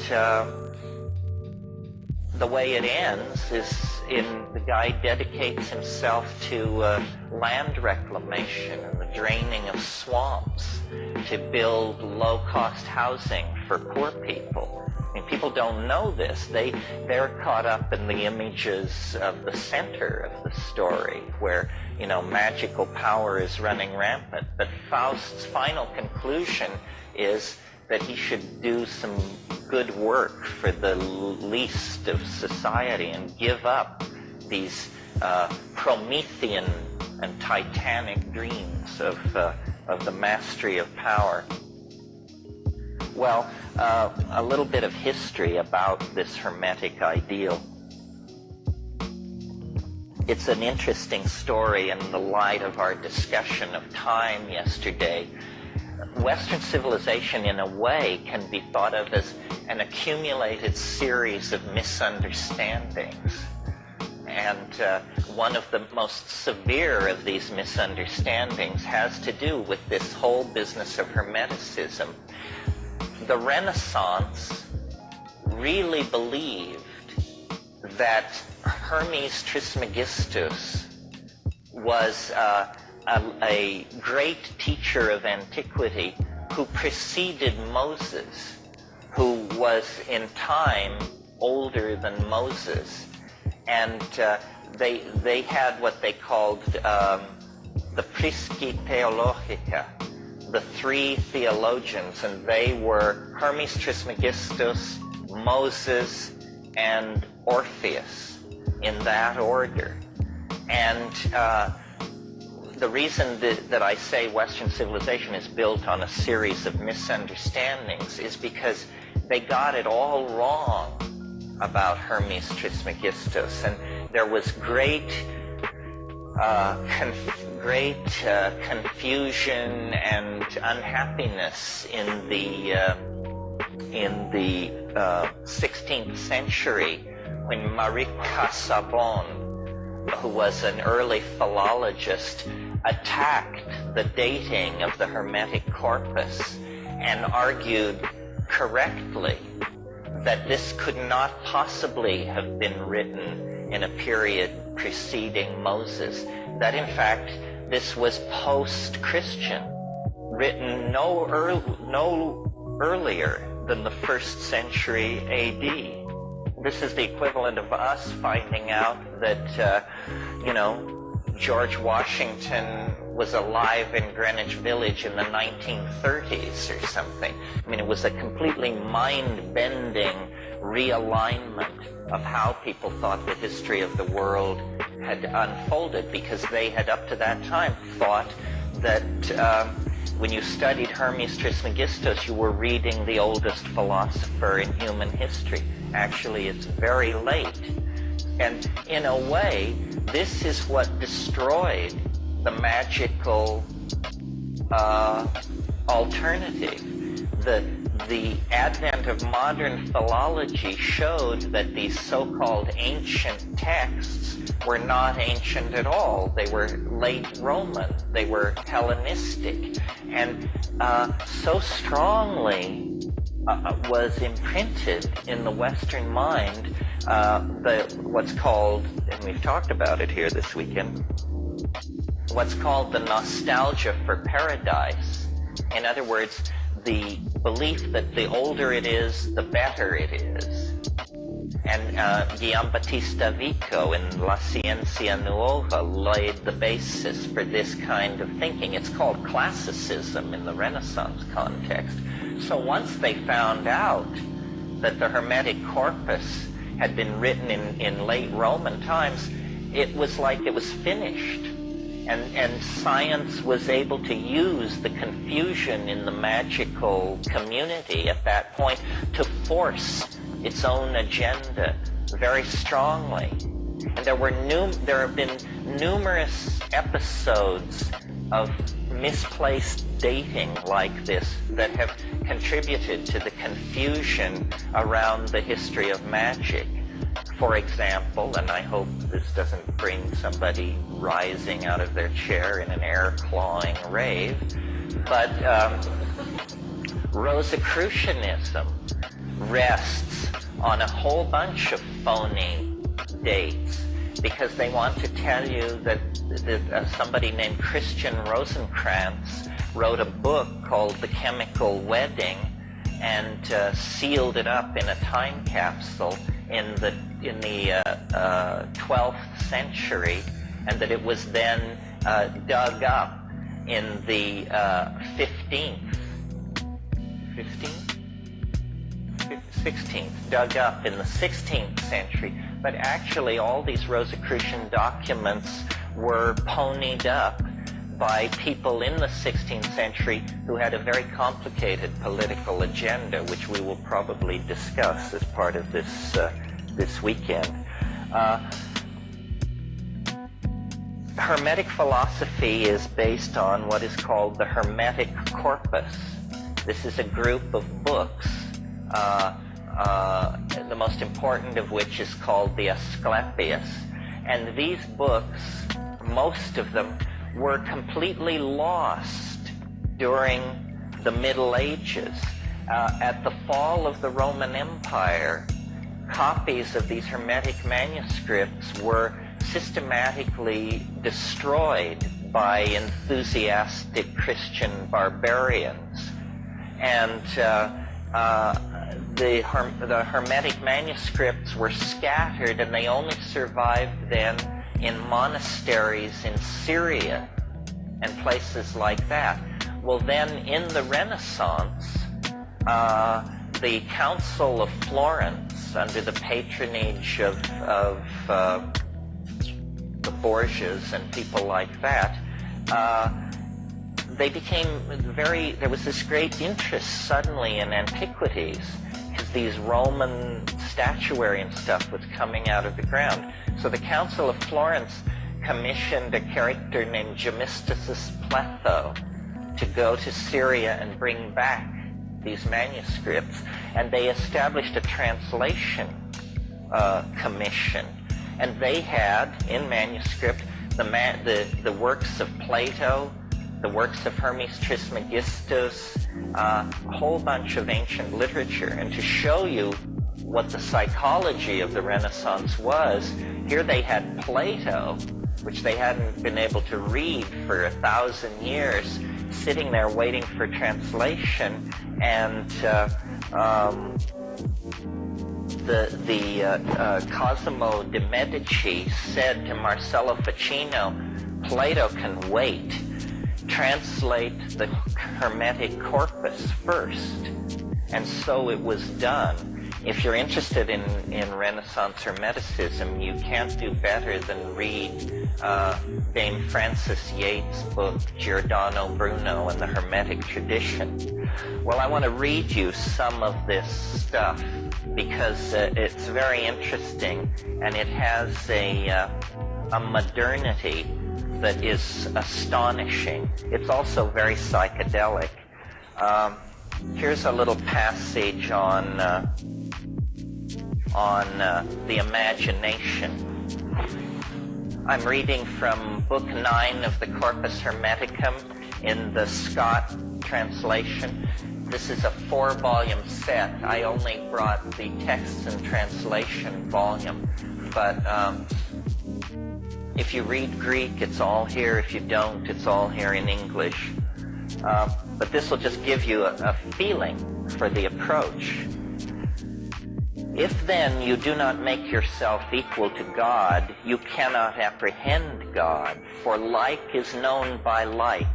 Leap clear of all that is corporeal, and make yourself to a like expanse with that greatness which is beyond all measure. Rise above all time, and become eternal. Then you will apprehend God. Think that for you too nothing is impossible. Deem that you too are immortal, and that you are able to grasp all things in your thought, to know every craft and every science. Find your home in the haunts of every living creature. Make yourself higher than all heights and lower than all depths. Bring together in yourself all opposites of quality, heat and cold, dryness and fluidity. Think that you are everywhere at once, on land, at sea, in heaven. Think that you are not yet begotten, that you are in the womb, that you are young, that you are old, that you have died, that you are in the world beyond the grave. Grasp in your thought all this at once, all times and places, all substances and qualities and magnitudes together. Then you can apprehend God. But if you shut up your soul in your body and abase yourself and say, I know nothing, I can do nothing, I am afraid of earth and sea, I cannot mount to heaven, I know not what I was, nor what I shall be, then what have you to do with God? Your thought can grasp the good if you cleave to the body and are evil. Interesting, very different from the humble yourself, hard labor, spun wool and watery beer approach of medieval Christianity.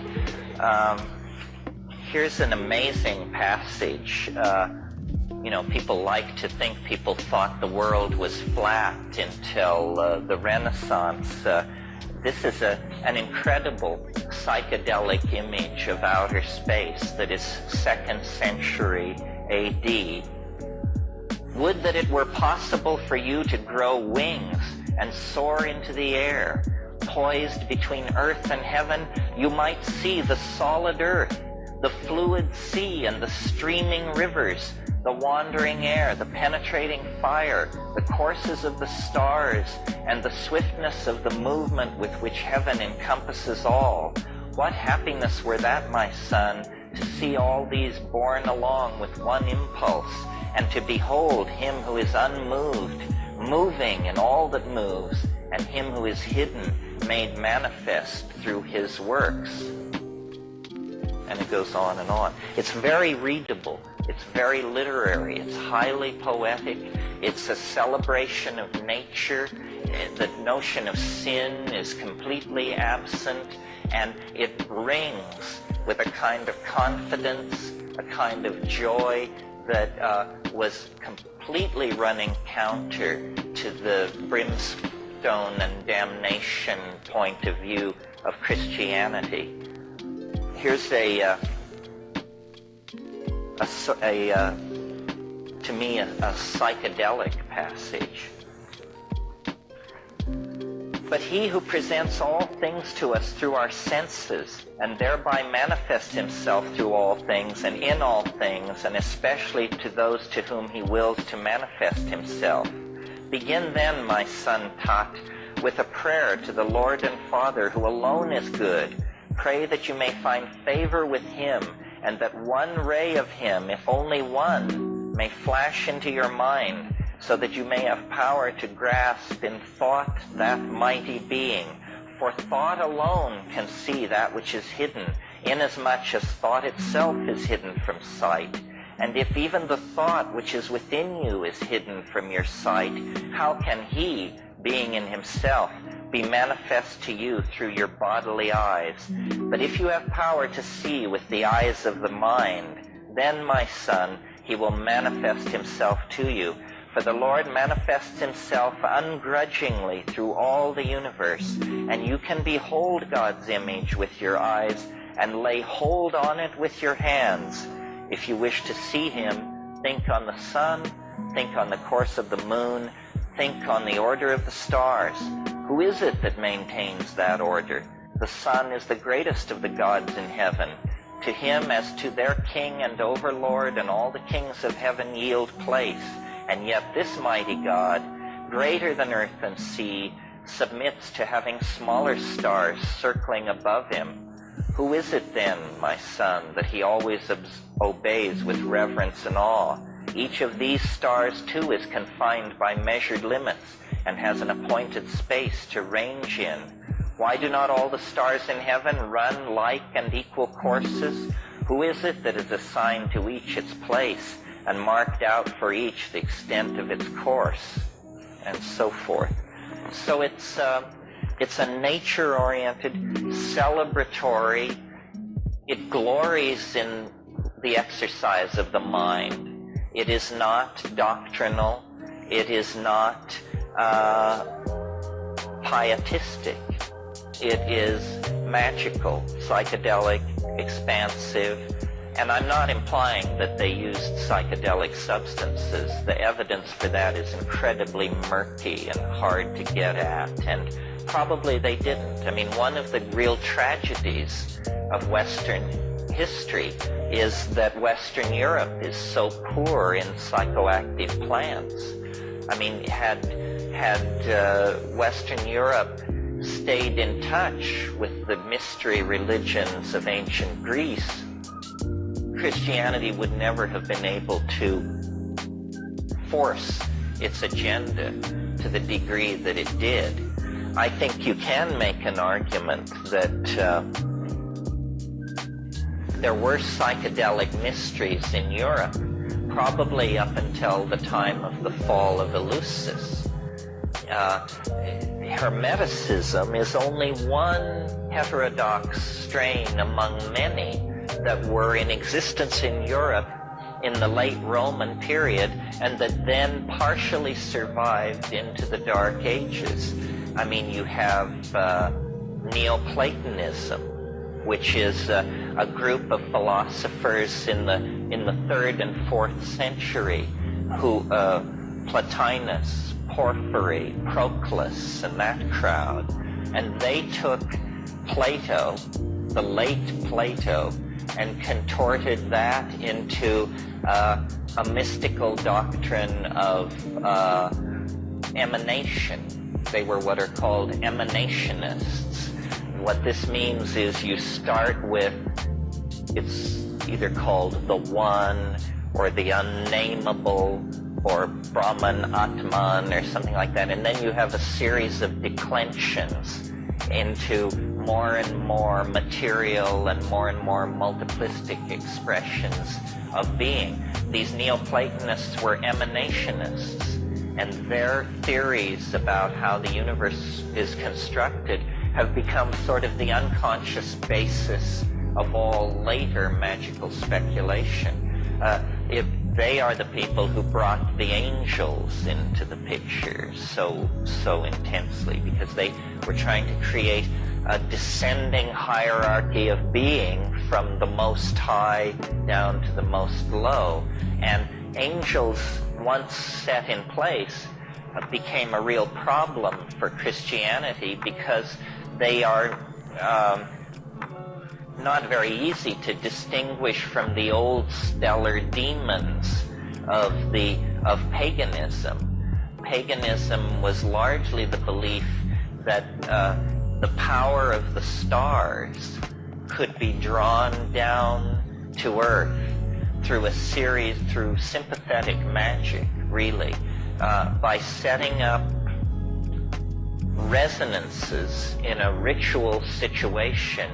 You could draw the power of the stars down into your projects and your intentions. And the late Middle Ages was a period of intensely working out all the associations between minerals, colors, perfumes, plants, musical notes and styles, so that you could then bring together all these things for purposes of magical evocation. And if any of you are interested in this, the book to read, which will point you toward many other interesting books, is a wonderful book called Spiritual and Demonic Magic from Ficino to Campanella. Some of you may remember Campanella, hell of a fighter. Anyway, hello?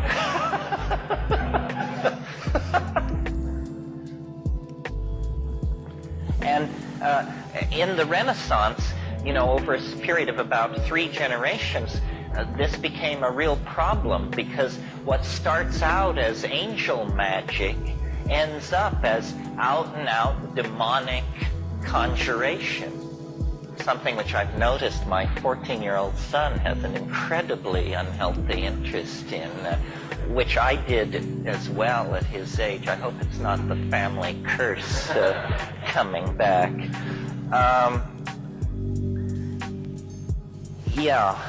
So I mentioned the dating error. It was Lactantius, who was one of the fathers of the early church, one of the patristic writers. That's that generation of theologians that followed Christ, who canonized the Christian religion. And he placed Hermes Trismegistus as older than Moses, older than Pythagoras, older than Plato, and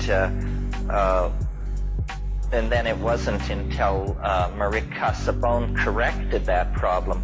See, we forget how the really transformative breakthrough that was represented for Western Europe by the recovery of all of this ancient literature. It had been completely lost.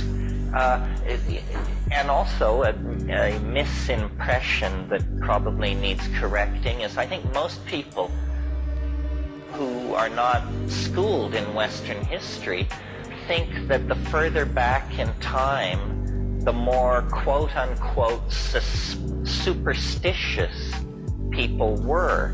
This isn't actually the case. It isn't a case of the further back in time you go, the more belief in demons, magical conjuration, and stuff like that you get. The 10th, 11th, and 12th centuries in Europe were periods of remarkable piety and intellectual cohesion. Of course, it was also some kind of a fascist nightmare. That's how they achieved it. They had stamped out paganism. They had pushed heresy and heterodox thinking to the very distant frontiers of the empire, of the Holy Roman Empire. And people were not superstitious, and people were not obsessed with horoscopes and conjuration and this sort of thing. Where that all began was where it reached its culmination is in the 16th century.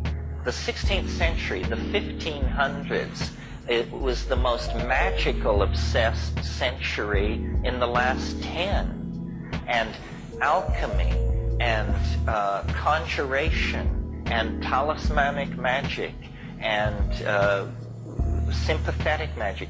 All of these things flourished really not as a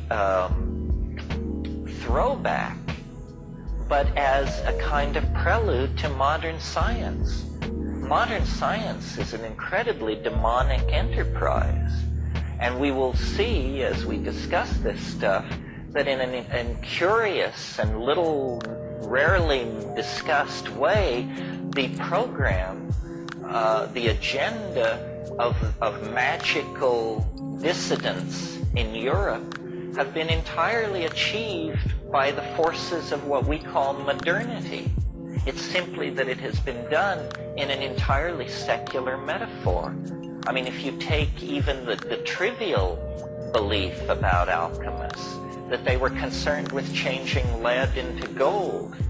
Of course, that isn't what it was about, but there were plenty of con artists running around on the periphery of these deeper scenes who were claiming they could change lead into gold. Well, in the 20th century, we routinely change lead to gold. You do it with neutron bombardment in particle accelerators. And of course, it costs far more to do it than the worth of the gold that you get out. But that really wasn't the point, was it? It was to prove that it could be done. The dreams of creating the homunculus are dreams that dovetail directly into the aspirations of modern biology, genetics, so forth and so on. The great chain of being of Aristotle is animated, given a dimension of motion, and lo and behold, it becomes the Darwin-Wallace theory of evolution.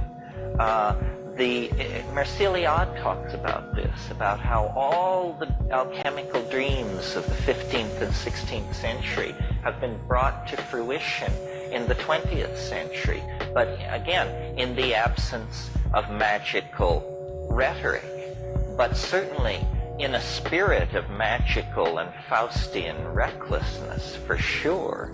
I mean, this is scientists, they claim such a devotion to truth that decency must never stand in the way, because they serve a higher God than human values. They serve the golem of the truth in some weird way that makes the truth okay, even if it kills you.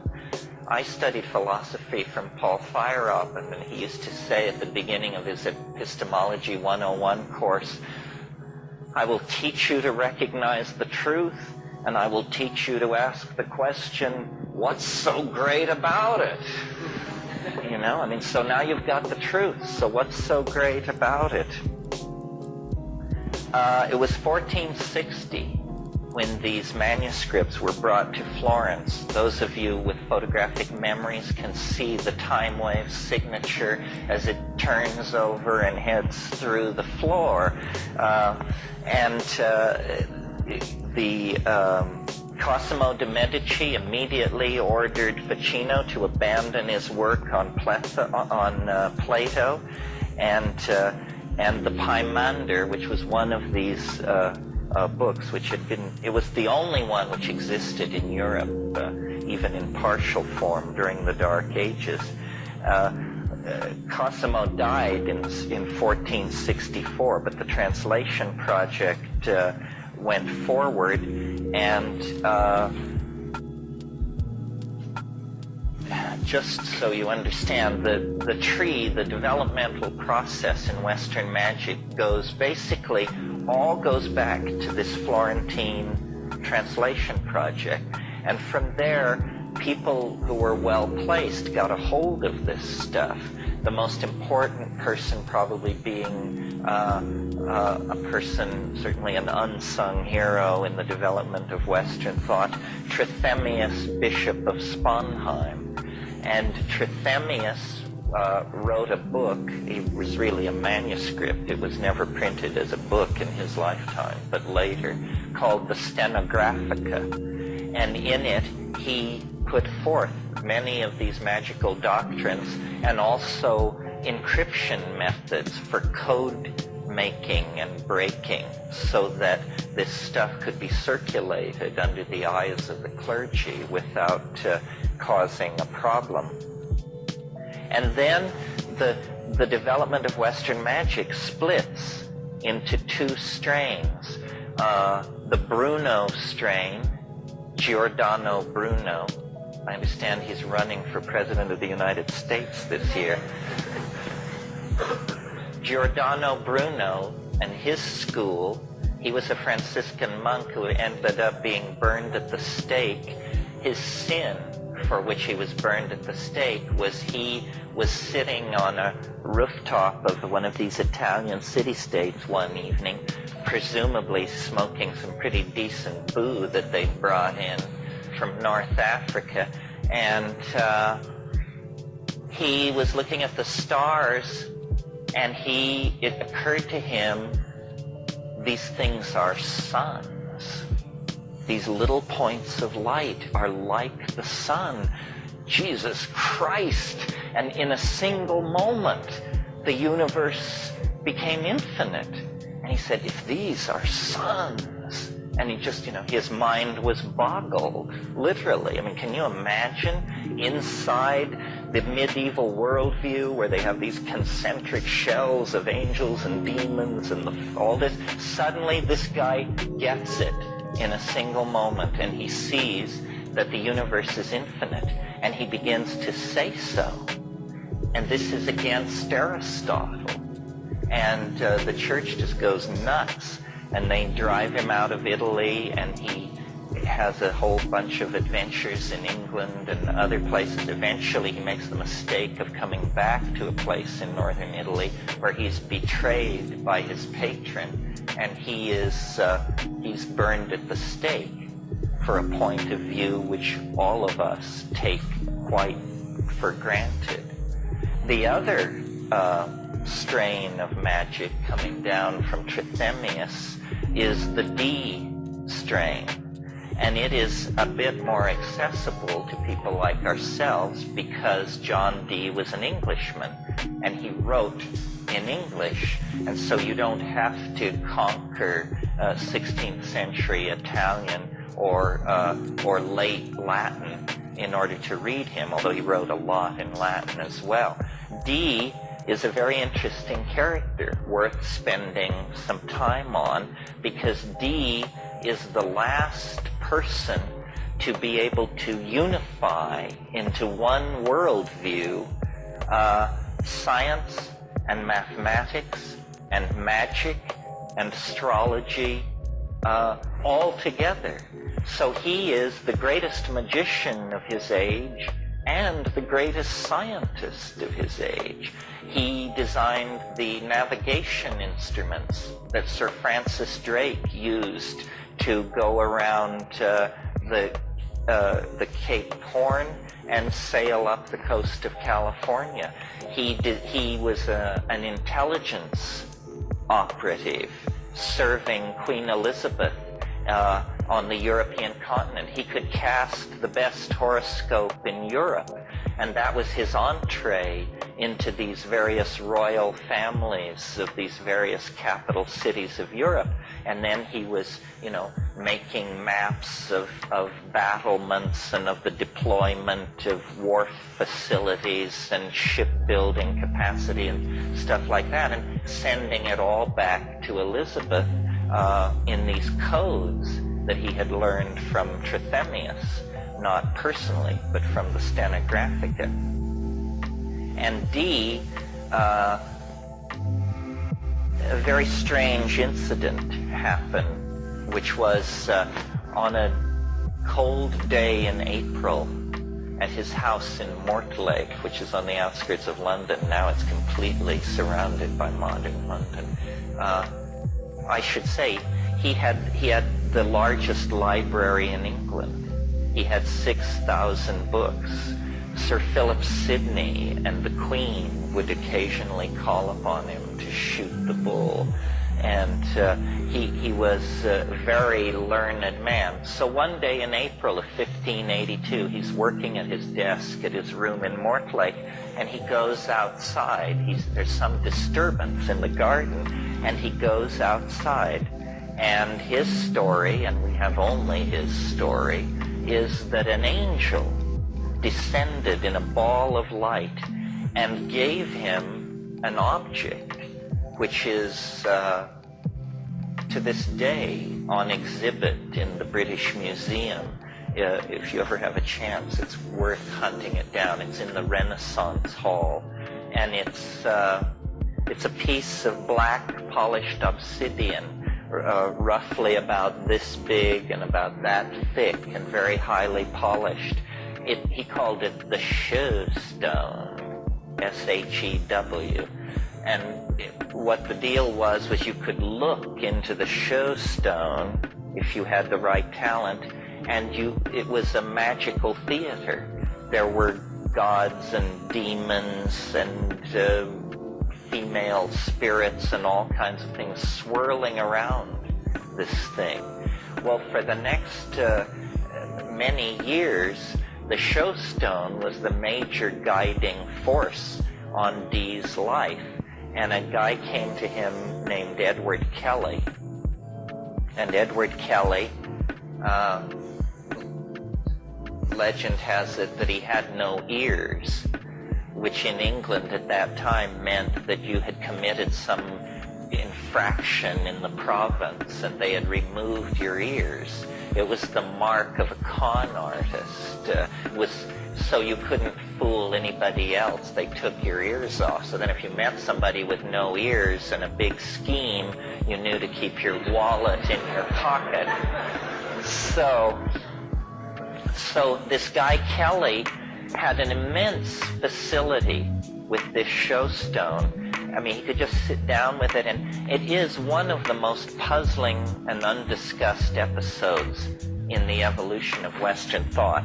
The straight people just say, whoa, this is a bunch of crap, this guy Kelly. First of all, Dee was married to a much younger woman named Anne Dee, and at one point in the 10 years or so that Dee and Kelly were together, the angels of the Shew Stone gave very explicit instructions so this guy was a Sharpie for sure. However, it's very puzzling, because if he was a con artist, he must have been a con artist of immense cleverness, because often the way the Dee angels would work is they would deliver very, very long messages in Latin backwards.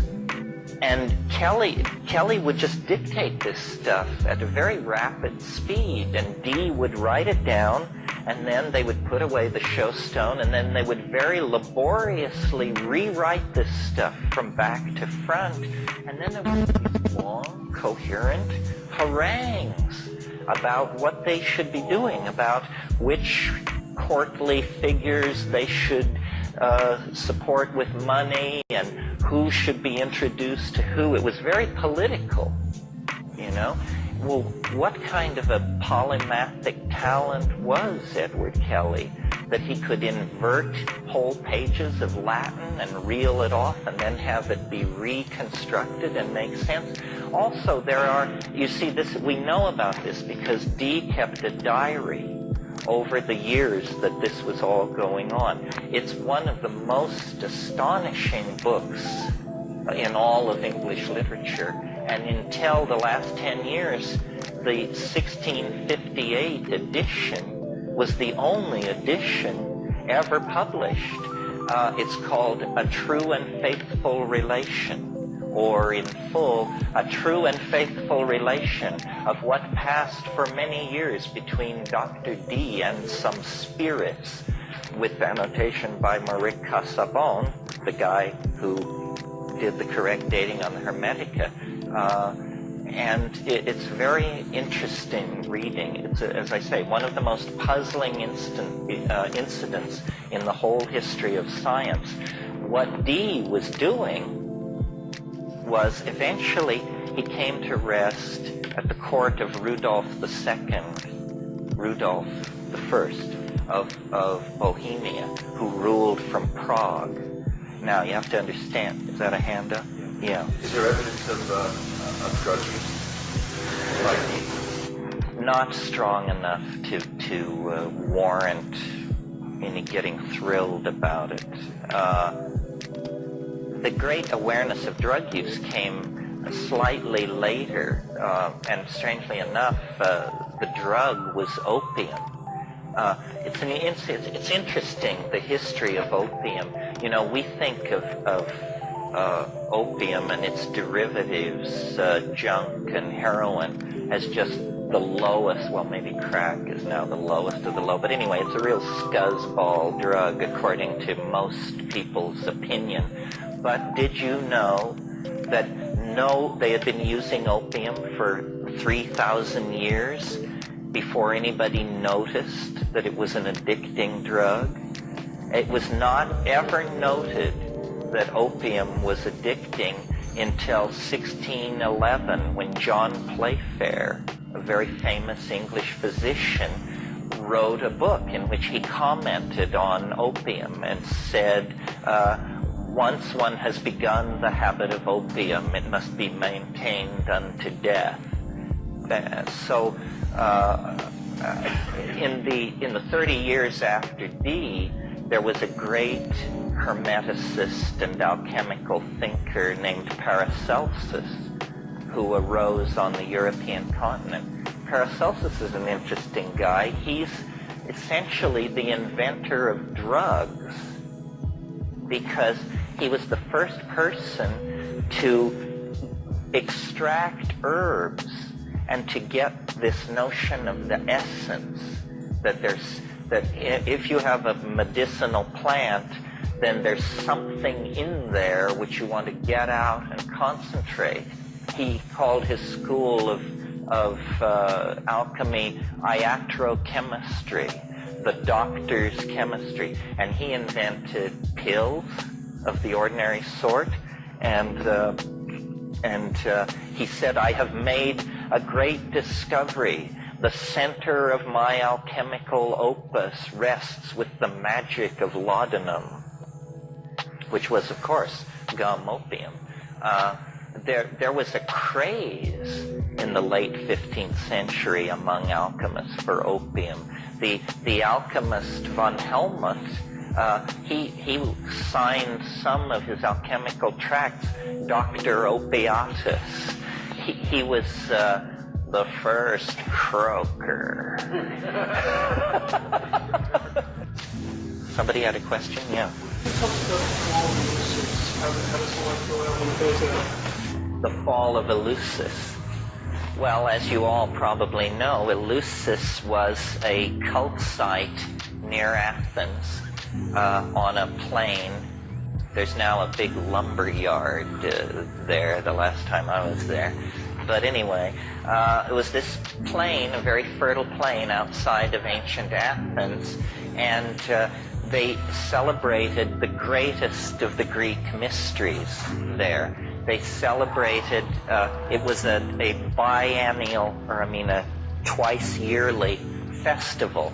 In the spring, they would celebrate the lesser mystery. And this seemed to be a fairly local get-together of some sort, and probably a planting festival. But every September, for 2,000 years, people from all over the Greco-Roman world would come for the festival at Eleusis.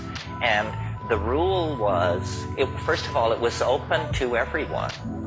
Men, women, free man, slave, everyone could attend. The rule was you could only attend once in your life. And so you had one shot at whatever this thing was, and you were sworn to silence. And literally everyone who was anyone went to Eleusis to experience the mysteries. Herodotus, Thucydides, Plato, Aeschylus, Euripides, everybody. People would make journeys of thousands of miles. It was the wellspring of Greek spirituality. The problem is we don't know with certainty what the excitement was all about. I mean, we know that there was an inner cult area called the Pelasterion, and that that something was drunk and that something was seen. And in the 19th century, they just went nuts on this subject. I talk about it in my book. And they finally, all these constipated Victorian classicists decided that the mystery of Eleusis must be a representation of the female genitals illuminated at the height of this ceremony by a laser light show of some sort. And so, it was just absurd. I mean, it was a complete distillation of the Victorian mind being projected. I mean, you'd like to believe that the roots of Western civilization are deeper than a peep show, but hey, who knows? There was a very interesting incident it's called the Scandal of 415, which is that in 415 BC, a wealthy Athenian noble named Alcibiades was busted for the charge was possessing the Eleusinian mystery and distributing it to guests at dinner. Well, this seems to make it fairly clear that this was not a clay representation of anybody's genitals. This was some kind of a dope of some sort. So then the scholars whip out their knives, and all kinds of theories have been brought forward. Some of you may know the scholar Robert Graves discusses this in The White Goddess. And his theory, which I think deserves to be more looked at than it has, his theory was that these recipes, if people drank something from a special cup called a kekekion, and recipes supposedly exist for what they drank, and it's honey, barley, something else, and always water.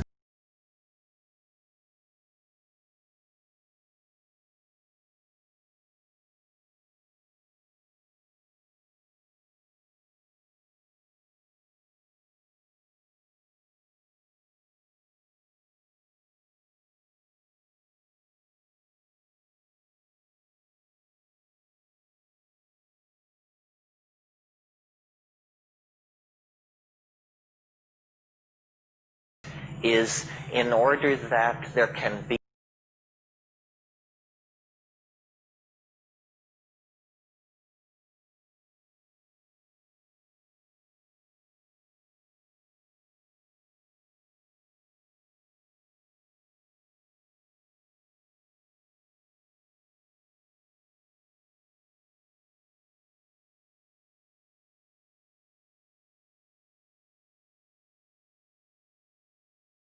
can't remember, those four words can be arranged to spell out the word miko, which means mushroom.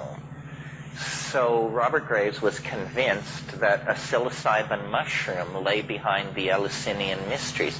This is a pretty good, this is not entirely unreasonable. Now, a few years ago, there was a book written by the great mushroom enthusiast and discoverer Gordon Wasson, and the chemist who discovered LSD, Albert Hoffman, and the classicist Ruck. The three of them, and Jonathan Ott, I think, was also in there, wrote a book called Persephone's Quest. Not Persephone's Quest, that's a different book. The Road to Eleusis. Good, watch me. The Road to Eleusis, and they put forth there a new theory which was that on the plain of Eleusis they grew barley. And these people thought that there may have been a special strain of claviceps. Do you all know what claviceps is? Do you all know what ergot is? Ergot is a smut. A smut is a disgusting disease, a fungal disease of grain. Have you ever been in a cornfield and seen an ear of corn that looks like it's covered with some black, slimy, horrible stuff that's flowing out of it and all over it? It's absolutely disgusting. Although God, in California, I don't know if this is hit here yet, but in California for the past year, the hippest thing that you can be served at pretentious art openings and stuff like that is corn smut, which they spread on crackers, and it's just horrible. And it's really expensive. I mean, it's more expensive than caviar, and it's just become a craze. And I wouldn't get near it. I mean, it's not only disgusting to look at, but the chemistry of it is so weird. God alone, I mean, hives would be the least of your problems. Anyway, so corn smut, and there are rye smuts, and there are wheat smuts. But interestingly, the rye smut, which is ergot, is an organism called Claviceps paspali, produces LSD-like alkaloids. And the problem is that LSD, ergot-related alkaloids, are also tend to cause convulsions, or they can cause convulsions. If any of you suffer from migraine headaches, now there are a lot of different drugs for migraine, but up until just 4 or 5 years ago, the drug of choice for migraine was called ET, ergotamine tartrate. Ergotamine tartrate, if you've got a kilo of it, you can settle down and make several million hits of LSD. Ergotamine tartrate is this very rigidly controlled underground substance that is produced legally only in certain sanctioned fields in northern Pakistan, and it's produced for the world market of migraine sufferers.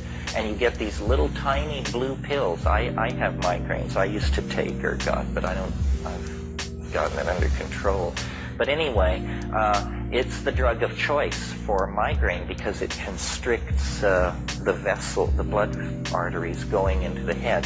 Anyway, Wasson and Hoffman argued that what they were doing at Eleusis is that they were brewing an ergot beer. They were deliberately gathering barley that was infected with claviceps, and they were brewing an intoxicating beer. And people were having a hallucinogenic experience. Well, now this is a great area for the able-bodied among us to do research, because it should be possible to collect claviceps, and maybe even to go to Eleusis and collect claviceps there and culture it out and see if you could make an ergot beer that would actually get you hallucinogenically stoned. I'm not sure what's going on.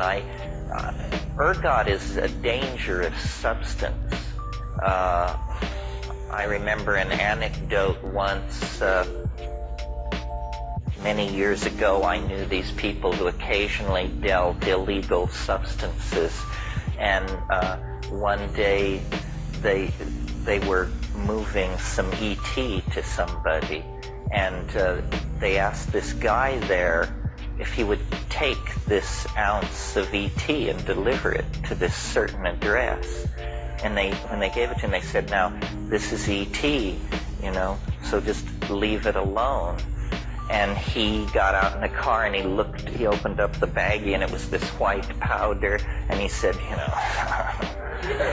these people can't fool me. So he honked up a little of it, and then he went on his appointed rounds, and and the guy who was supposed to have the stuff delivered, he was sitting in his house and he heard this commotion on his front porch and opened the door to find this guy flopping around with his legs and feet in the air, having convulsive seizures because of the ET he'd snorted up. It's just one more story about the dangers of white powder drugs, folks. Anyway, it's important for the argument because I don't see how they could have been serving several thousand people ergotized beer every September for 2,000 years and not had the Eleusinian mysteries get a certain reputation for risk. You know, that people would have convulsions and conceivably even die of heart attacks. I mean, how could they get that many people loaded year in and year out and not get a bad rap on it? And then I talked to Albert Hoffman about this, and he didn't seem to feel that it was such a problem. He said that what you could do is float hot oil on the surface of this beer, and you could draw off the convulsive alkaloids would have an affinity for the hot oil, and then you could just skim this oil off and discard it, and you would leave the hallucinogenic material in the beer. Well, I haven't tried this. Like I say, it's for the able-bodied. But in any case, this was the last outpost in the West of psychedelic mystery. And eventually, those enthusiastic Christian barbarians appeared on the scene. In this case, it was Alaric the Visigoth, a great guy to take to an art museum.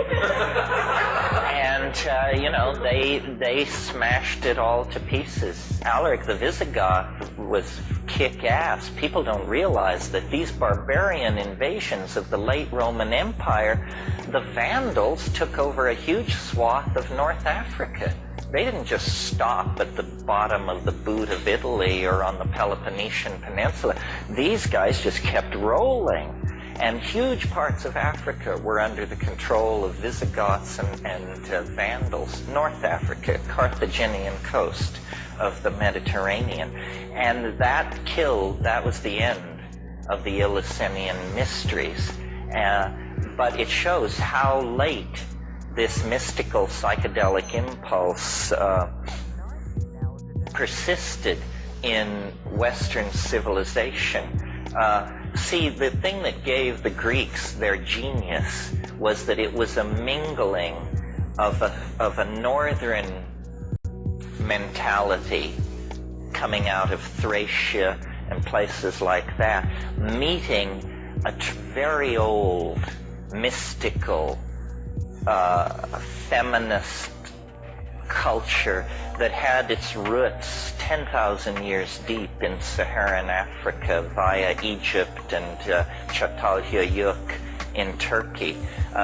Because it was said, even in classical times, what is celebrated in secret at Eleusis is celebrated publicly at Knossos in Mycenae. You see, in Minoan Crete, you see, Minoan civilization was an archaic civilization. It preserved the goddess worship, the opium use, all of these archaic styles were preserved in Minoan Crete for millennia after the rule on the coast of Asia Minor was kingship, bronze-tipped spears, city building, and that whole sweat socks mentality that built up there. What finished those folks off was around 950 AD, Mycenaean pirates eventually laid siege to these Minoan cities, and after centuries of slowly drifting deeper and deeper into opiated decadence, Minoan Crete fell. But all of the mysteries and the mysticism and the orgiastic rites and all of these archaic forms were then imported into Greece as mystery religions, as cult practices. one of the puzzles of Minoan religion is that they worshipped these things, or they had a religious relationship to these things called aniconic pillars, they're called. What they are mushrooms, as far as I can tell. They built shrines, they worshipped columns, but these columns were slightly flared on the top. If any of you are interested in that, well, something that should be said, you see, we have a distorted view of how culture developed and what classicism really meant, because for the past, throughout the 18th and 19th century, European scholarship spent a huge amount of time distorting and erasing the debt of Greek civilization to Africa. They basically screwed with the record, because they just couldn't bring themselves to believe that all this wonderful architecture and proportion and mathematics, that it was little brown people who were responsible for this. And if you're interested in this book, there's a book by Burnell called Black Athena that is a really radical book. Have any of you read it? It had it was very controversial a couple of years ago. Great book. Yeah. Black Athena by Burnell. And it shows how Western culture misrepresented the debt of classicism to Africa. I mean, they could tolerate the idea of Egypt as long as you always made sure, that these people were white as the driven snow. Well, it's a bunch of malarkey. I mean, it was a thoroughgoing black culture, and everything was derivative of it right up until, I don't know, the Byzantine Empire or something. I mean, Plato freely acknowledged his debt to this stuff. It was just that it was unswallowable to late European culture. Yeah. Oh yeah, they did a cover thing on it. I didn't read it. Time a few months ago. Yeah, what was it called? Our African Roots or something. Yeah. And it's no shuck and jive. I mean, we think 19th century scholarship was so careful and so wonderful, and what it really was an old boys club. I mean, they were fast and loose with this stuff. I think when it's all sorted out, it all happened in Africa.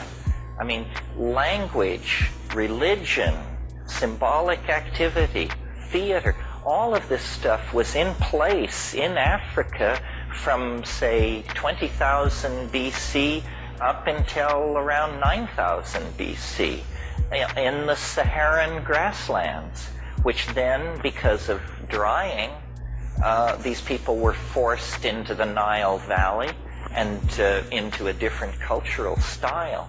But the African cradle of civilization, I don't even regard that as a theory. Anybody who doesn't believe that is going to have to do some fast talking.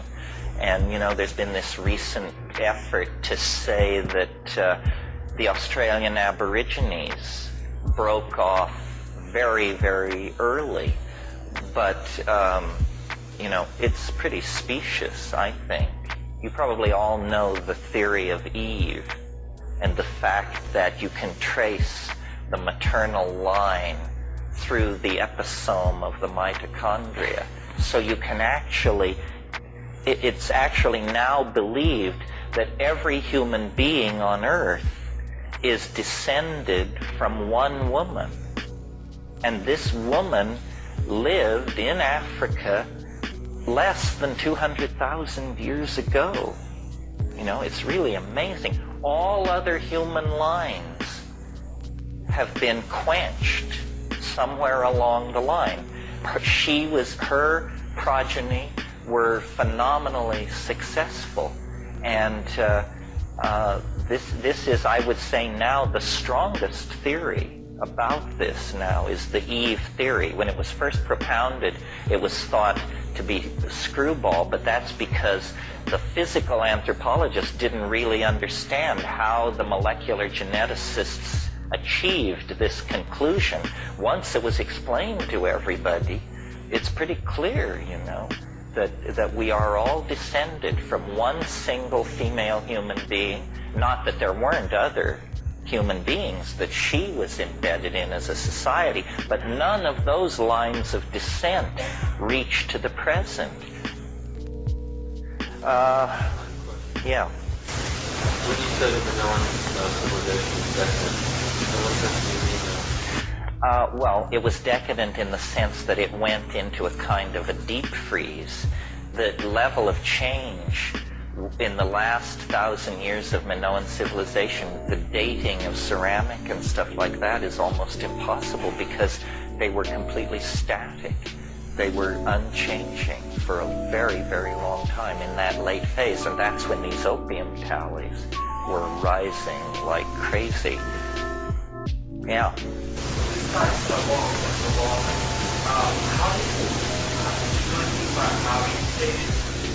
The Hermetica. They were beginning to invent, in fact, the Casabones are considered to be the inventors of modern philology. Oh, is it? Interesting. I wonder if it was a soap job. Yeah, modern philology. And the way you do it is by interlocking textual reference and studying locution styles. And it was a tremendous shock to the Renaissance when they realized that what they thought was 5,000 years old was less than 1,000, you know, or was about 1,000 years old. And that's what really discredited that whole worldview, which is in a way silly. Because who cares how old it is? The question is, how much sense does it make? But the Renaissance was so strongly imbued with this belief that the ancient things were the better, that if something was shown to be not as old as previously thought, then it usually went on the discard pile. I think that we lost... Who were they? It was Cosimo de' Medici and that family and the Borgias. But you know, this family, there were, I think, 11 popes who bore the name Borgia in a 100-year period. So these people were very, very well connected. They were very wealthy. They had disposable income, which was something new in the world. And they invented a whole bunch of things which God knows this city lives or dies by. I mean, like connoisseurship, patronage of the arts, and secular research projects. I mean, they were funding Da Vinci's work on catapults and flying machines at the same time that they were keeping all these painters paid and in mistresses and so forth. They were organizing archaeological digs. People couldn't believe this stuff. I mean, we have assimilated all this, but they had forgotten the classical world. And they lived, you know, they lived in places like Rome and Naples and Venice, but they had never dug. And they'd just been quarrying the Colosseum and stuff like that. Well, then when they began bringing this stuff out of the ground, and then the Platonic corpus and all this, they just went ape for classicism. So ape that, you know, now we're this year celebrating the 500th anniversary of Columbus's voyage, which in a sense can be seen as the cherry on the top of the Renaissance mental explosion. We are still living in a classical world. We still react against classicism. The buildings we live in, the clothing we wear, our notion of how gentlemen behave, our attitudes toward women largely, our attitudes towards private wealth, all of this is classicism. And it had been dead 1,200 years before these Italians latched onto it and dusted it off and set it up. And, you know, the modernism, in its broadest context, whatever that means, is the first movement to come along to be able to in any way challenge classicism. The subsets of the art movements and literary movements that preceded modernism were simply aspects of classicism, romanticism, mannerism, the Baroque. All of these are like facets of the classical object. It's only in modernism, and what modernism represents, in my humble opinion, is a kind of return to the archaic. Modernism deconstructs the clarity of the Western eye. If you have to date where modernism begins, it begins with Impressionism, which takes the clarity of the Western eye and begins to dissolve it, you know, and the linear, you know, the columns and lines, that's how narrative was until James Joyce and Henry James and people like that showed that narrative could be broken up. Modernism is a form of primitivism, strangely enough. The people who created modernism, people like Marcel Duchamp and Picasso and the Surrealists, they were tremendously influenced, in the case of Picasso,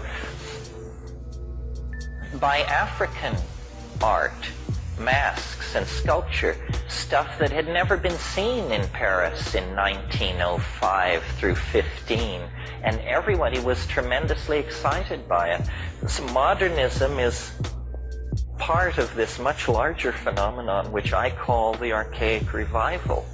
You know, the discovery of the unconscious through Freud and Jung, the deconstruction of the image, first the image seen through Impressionism, and then the image imagined is deconstructed through Surrealism and Dada, and then finally, you know, the concentration on the materials of art, which you get in abstract expressionism, where it is about paint. It's no longer about paint in the service of the visual pictorialism. It just, and then all the postmodern stuff, which is of course just sort of running naked, screaming through the street kind of aesthetic. Yeah. No one ever knows stories about the very first flowers and about what was happening. Well, this thing, only this one instance I mentioned, the scandal of 415 and this guy Alcibiades, he was fined. He was fined and given a warning. Question, yeah.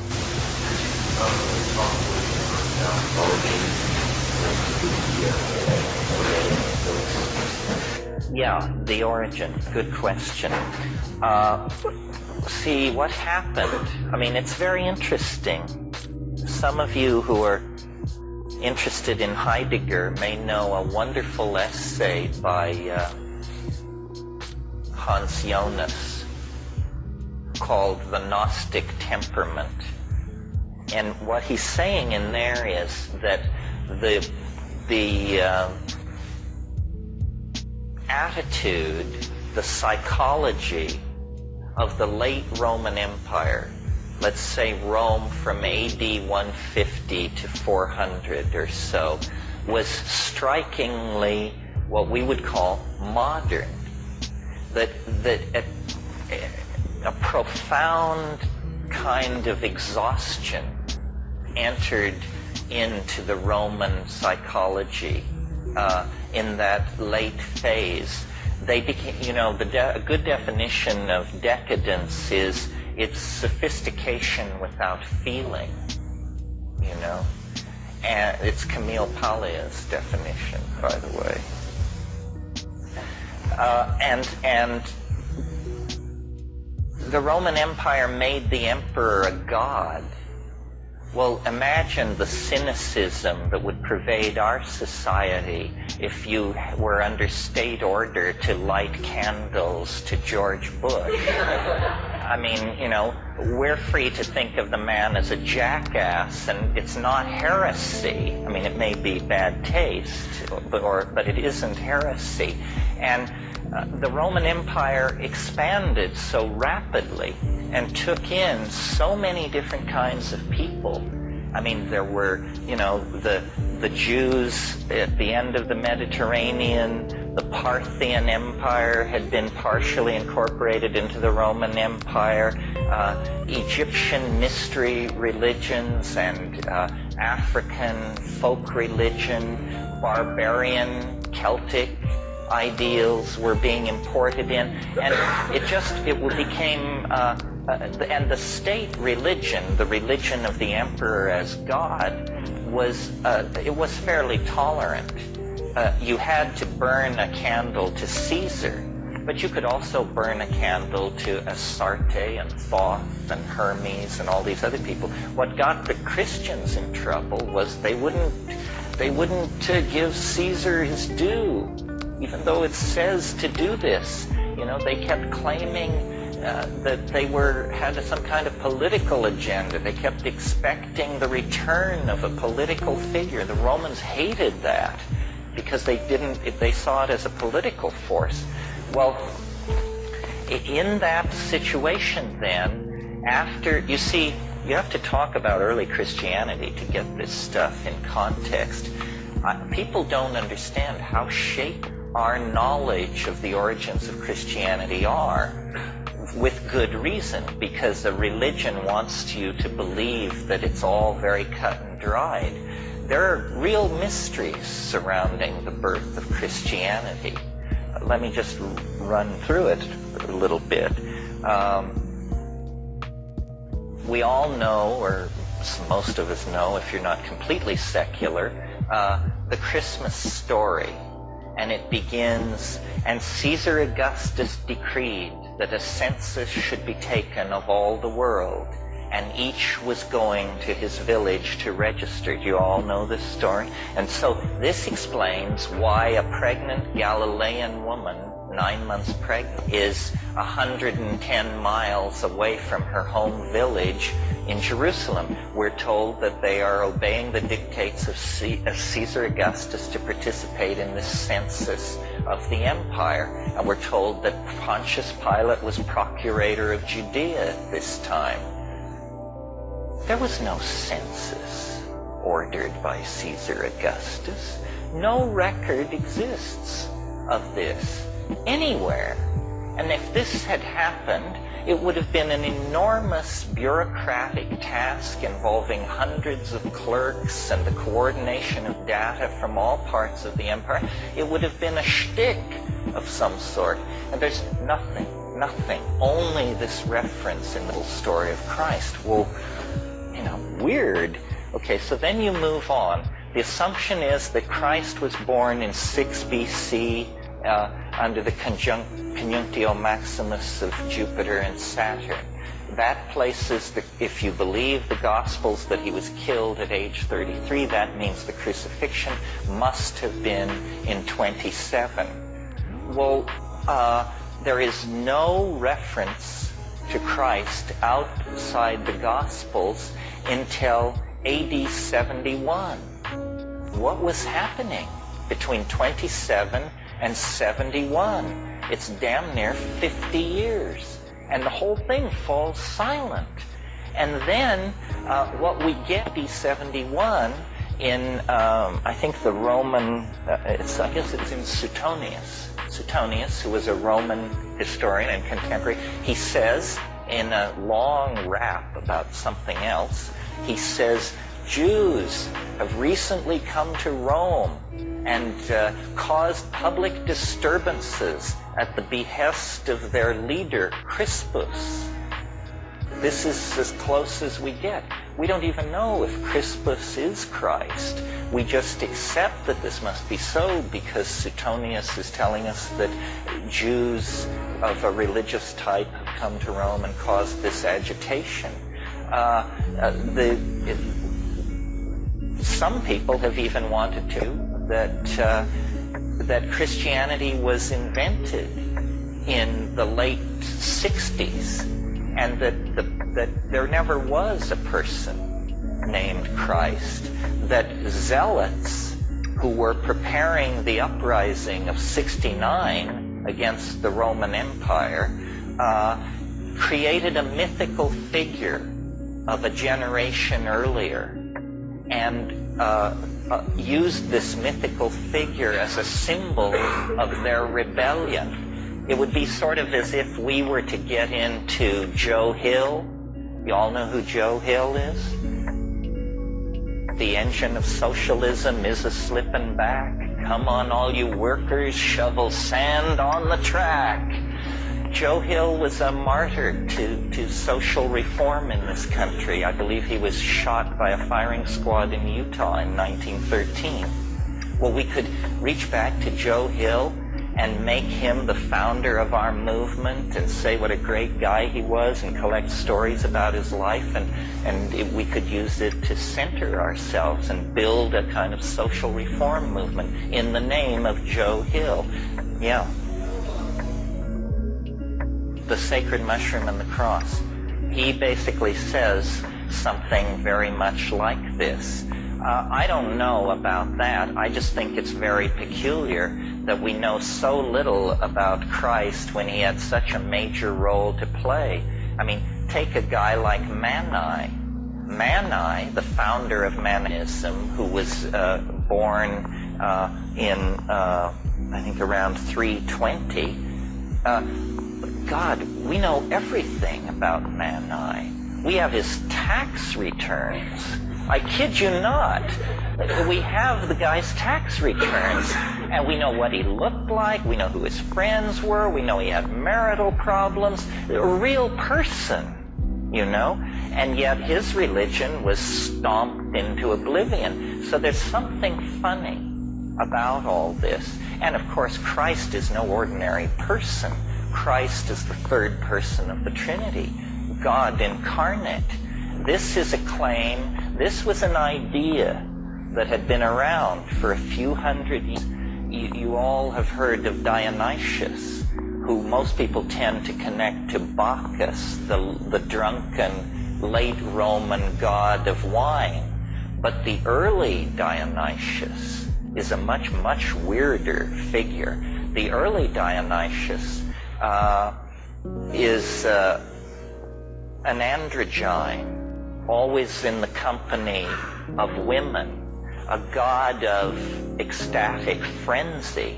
And what the enemies of the Dionysian religion always claimed was, first of all, women were the major followers of Dionysius, and they would intoxicate themselves in some way and then holding hands dance through the countryside and rend their clothing and just carry on outrageously. And what the enemies of the Dionysian religion claimed was that they became so frenzied that these women, who were called Manaids, ate their own children. This was the lie spread about the Dionysian religion. Well, the story of the birth of Dionysius is very interesting, because his father was Zeus, the hidden higher all-father, analogous to God the Father in Christianity, but his mother was Semele. And in some versions, Semele is a mortal woman, the daughter of King Cadmus of Thebes, but in other versions, she's herself some kind of a goddess. Anyway, she was one of these many affairs that Zeus had. He was always impregnating women and bearing children. And in the 8th month of her pregnancy, she was struck by lightning and killed. And she was very dear to Zeus. And when he came upon her dead, he immediately performed a cesarean operation. And he cut open his thigh, and he put the child into his own thigh and laced up the wound. And the child was born out of the wound 6 weeks later. Now, this may be grotesque and peculiar, but notice that what we have here is something close to a virgin birth. It's born of the Father is what we have. And Dionysius was then called the twice-born God, because he was born once by caesarean section from his mother and born again 6 weeks later from the thigh of the Father. And it's thought that this Dionysian impulse in the hands of these mystical Jews became then the doctrine of the Immaculate Conception and the whole notion of an immaculately conceived child. Christ is a type of Dionysius. I mean, it's heresy to say so, but comparative religionists have been saying this for centuries. Dionysius was a religion of orgy and ecstasy, typical of this period in Greece. Another religious system that was sort of complementing the Hermetica and developing alongside it was Gnosticism. And, I said a few minutes ago that the psychology of the late Roman Empire was very modern. Gnosticism is a very, very modern impulse. It may not at first appear so, because ancient Gnosticism is freighted with angels, demons, what we would call superstition. But if you strip away all that Baroque stuff, you come to a philosophy very similar to the philosophy that many of us have accepted really without thinking. We just call it modern attitudes. But the idea in Gnosticism is that you're on your own. There ain't no free lunch. If God did make the universe, he disappeared shortly afterwards and has no interest in you, your fate, your fears, your hope. We don't belong. Gnostics were profoundly phobic of the world, and they were either very ascetic cults or they were very libertine-like cults, springing from the same idea, which was that they did not belong in this universe. They were from a different place, and their whole concern was to escape. They are the ones who decided that the earth is an iron prison. They didn't like to have children because they felt that to have a child is to trap light in matter. In many Gnostic sects, the only forms of sexual activity that they approved of were forms that were guaranteed to not lead to conception. So oral sex, anal sex, whatever, but never sex which could lead to conception, because that would trap the light, and that was an abomination. Needless to say, these sects died out in a hurry because they were self-limiting. There were all kinds of religious impulses, yeah.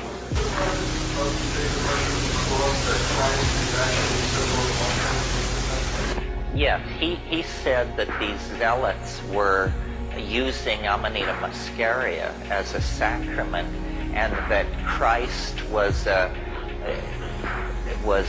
symbol of the mushroom, so that they could refer to the mushroom without directly referring to it, so that only the believers would know. John Allegro's case is interesting, but not entirely persuasive. There needs to be more work in this area. There is something going on in the ancient Middle East about mushrooms.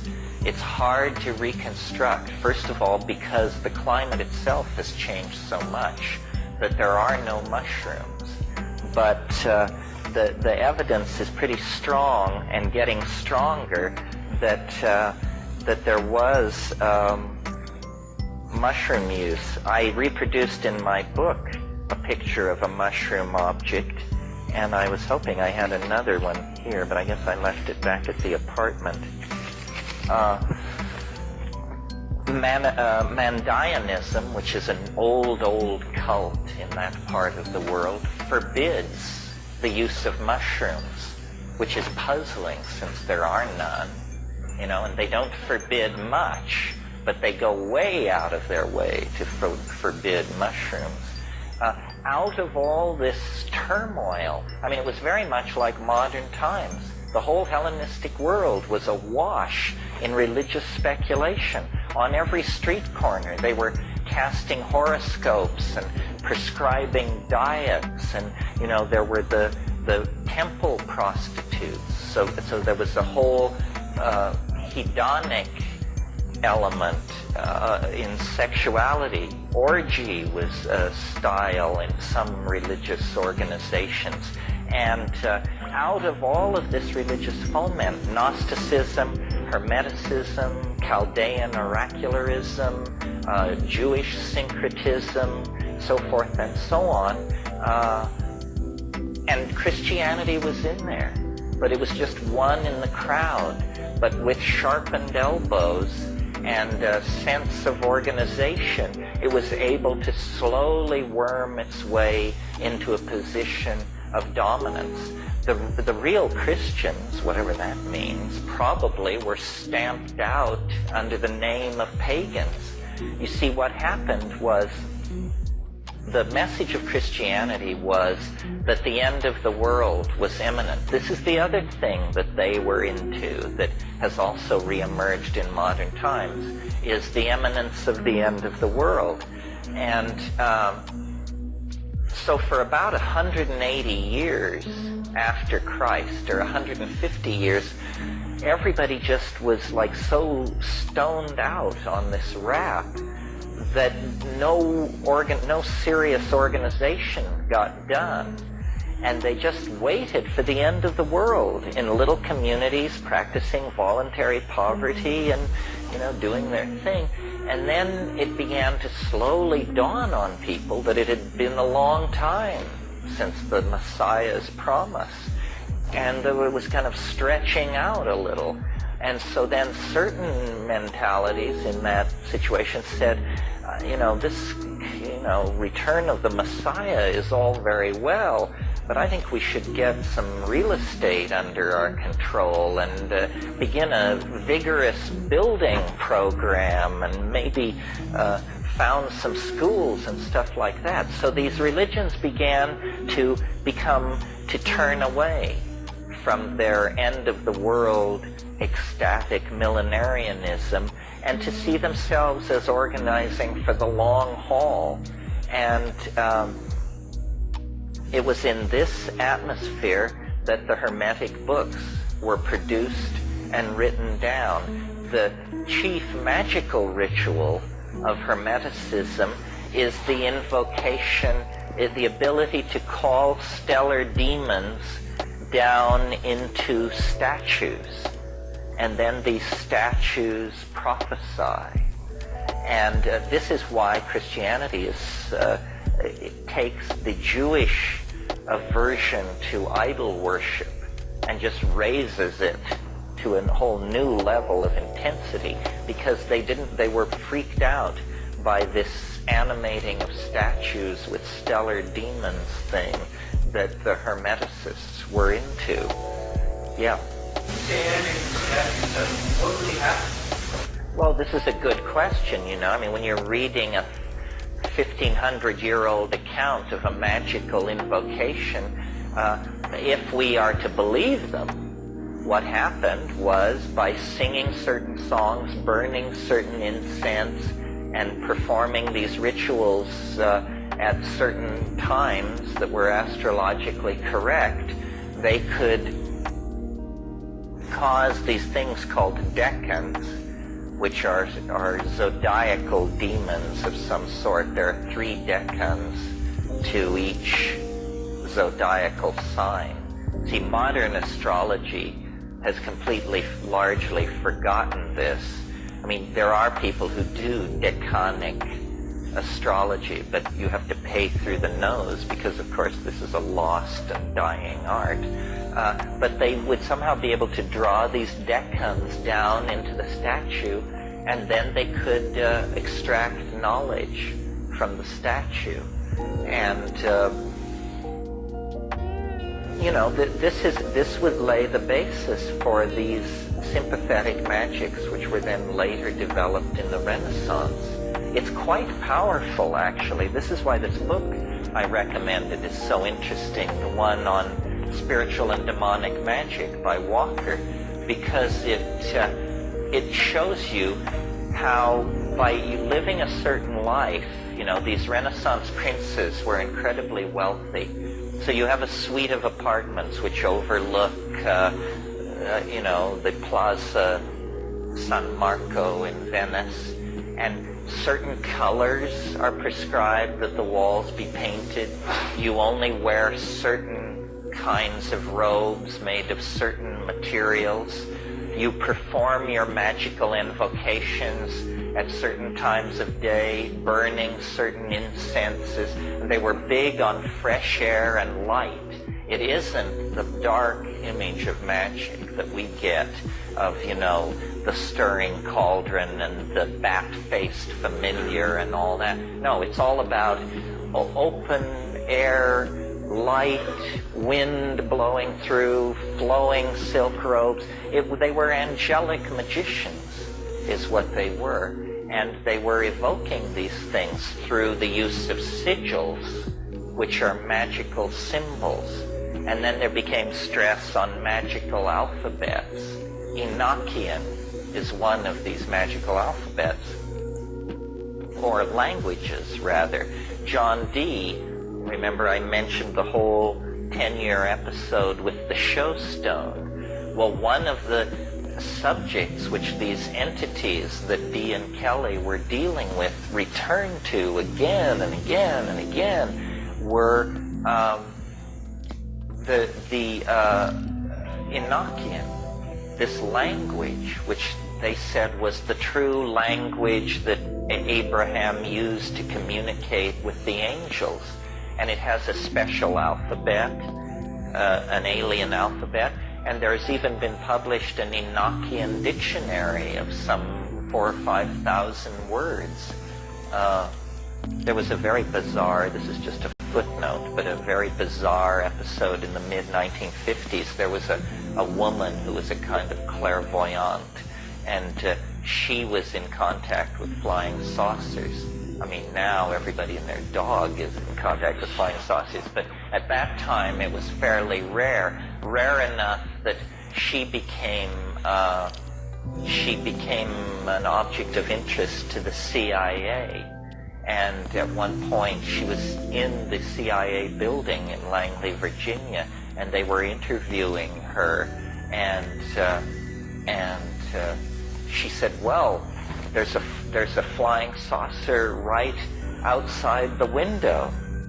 And these guys rushed to the window and looked, and there was some kind of thing in the sky, and she said, it's giving me a message for you, for this colonel. And the message was Affa, Affa, Affa, A-F-F-A. She wrote this down. Well, then I didn't read this. I looked it up. I had a hunch. Affa is the Enochian word for nothingness. Just more weirdness.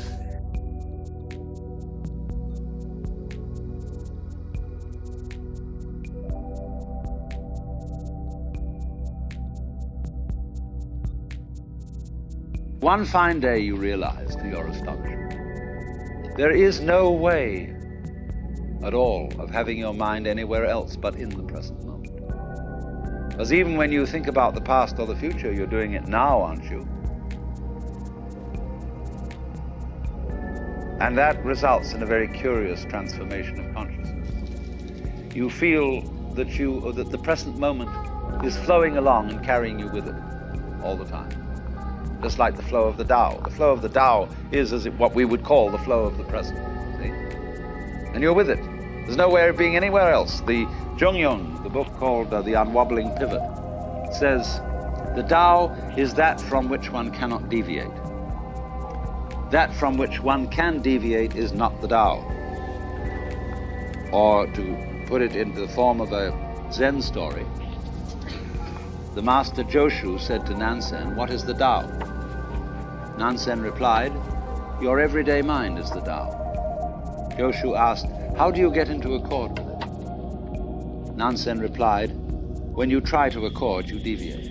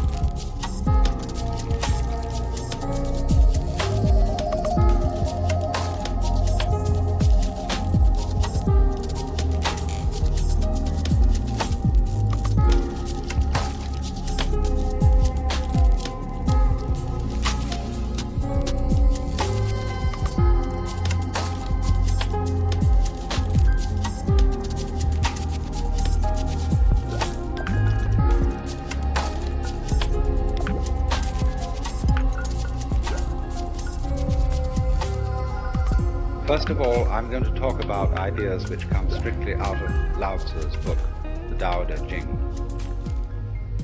And, of course, the basic thing in the whole philosophy is the conception of Tao. This word has many meanings.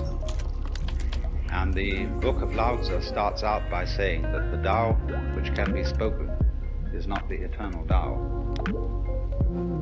Or there's a pun in there which you can't quite put into English. You can't give all the meanings, because the word Tao means both the way or course of nature or of everything. It also means to speak. So the actual opening phrase of the book, the way which can be spoken, described, uttered.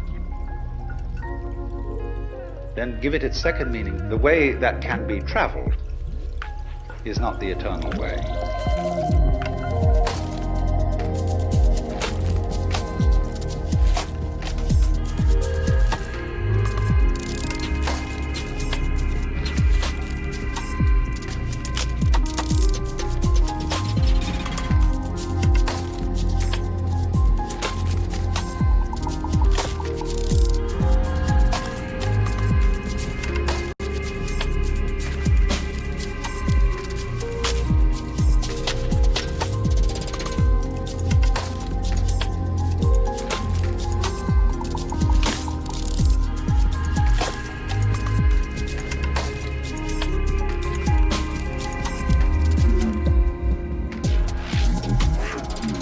In other words, there is no way in which the Tao, or following the Tao, there's no recipe for it. I can't give you any do-it-yourself instructions, A, B, C, D, as to how it's done. Now that's awkward, isn't it? But we can gather what it is by absorbing certain atmospheres and attitudes connected with those who follow it. And from the art and the poetry and all the expressions and the anecdotes and stories that illustrate the philosophy of the way. So this word then, the way or the course of things, is not, you must understand this, some Christian missionaries translated Tao as the Logos. taking as their point of departure the opening passage of St. John's Gospel, in the beginning was the Word. Now, if you look up a Chinese translation of the Bible, it says in the beginning was the Tao. And the Tao was with God, and the Tao was God. The same was in the beginning with God. All things were made by it, and without it was not anything made that was made.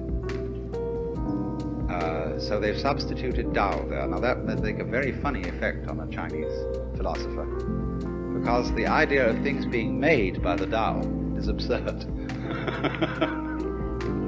The Tao is not a manufacturer, and it's not a governor.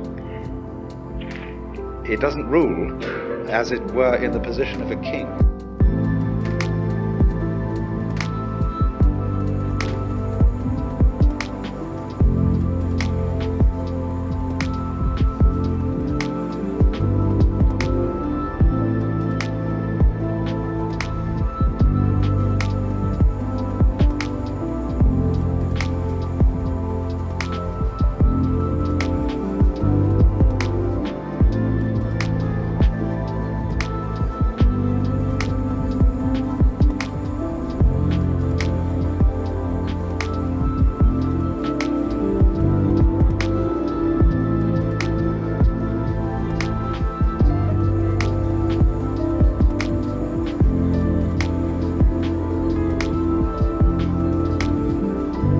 So he says the great Tao flows everywhere, both to the left and to the right. It loves and nourishes all things, but does not lord it over them. And when good things are accomplished, it lays no claim to them. In other words, the Tao doesn't stand up and say, I have made all of you, I have filled this earth with its beauty and glory, fall down before me and worship. The Tao, having done anything, always escapes and is not around to receive any thanks or acknowledgement, because it loves obscurity. And Lao Tzu said the Tao is like water. It always seeks the low level.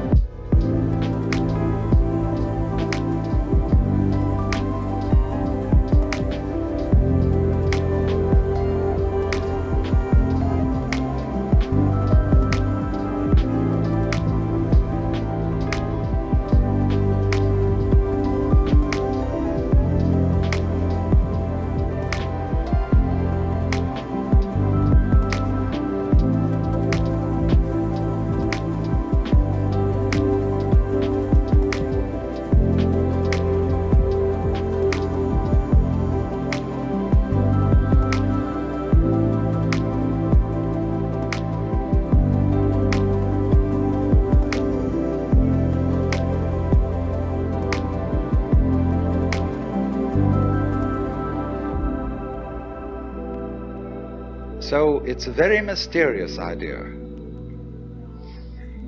Tao, then, is not really equivalent with any Western or Hindu idea of God, because God is always associated with being the Lord. There's always the idea of the king and the ruler attached, but not in the Chinese Tao philosophy. The Tao is not something different from nature, from ourselves, from our surrounding trees and waters and air. The Tao is the way all that behaves.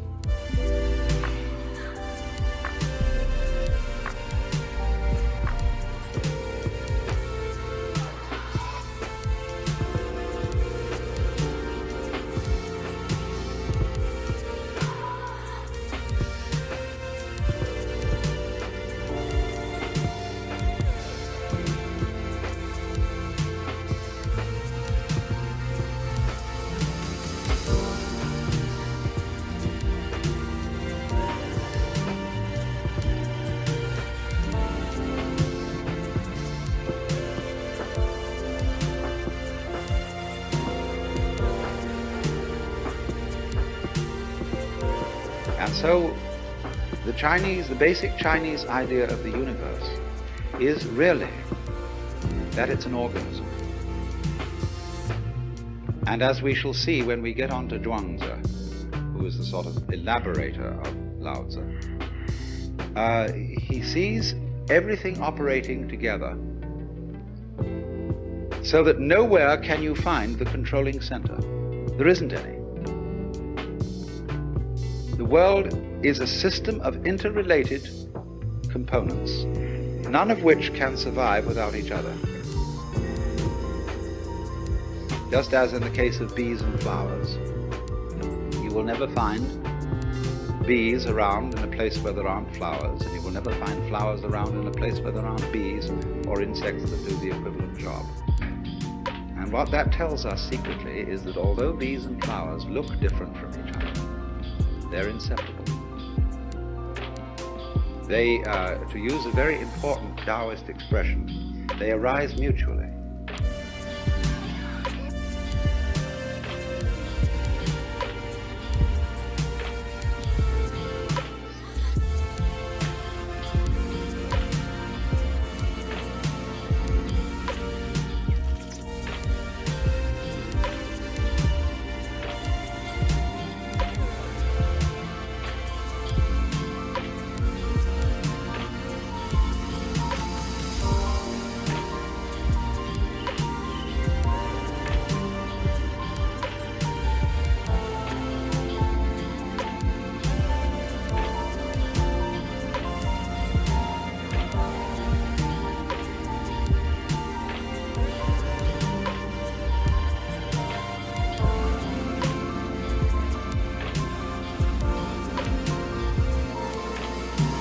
So,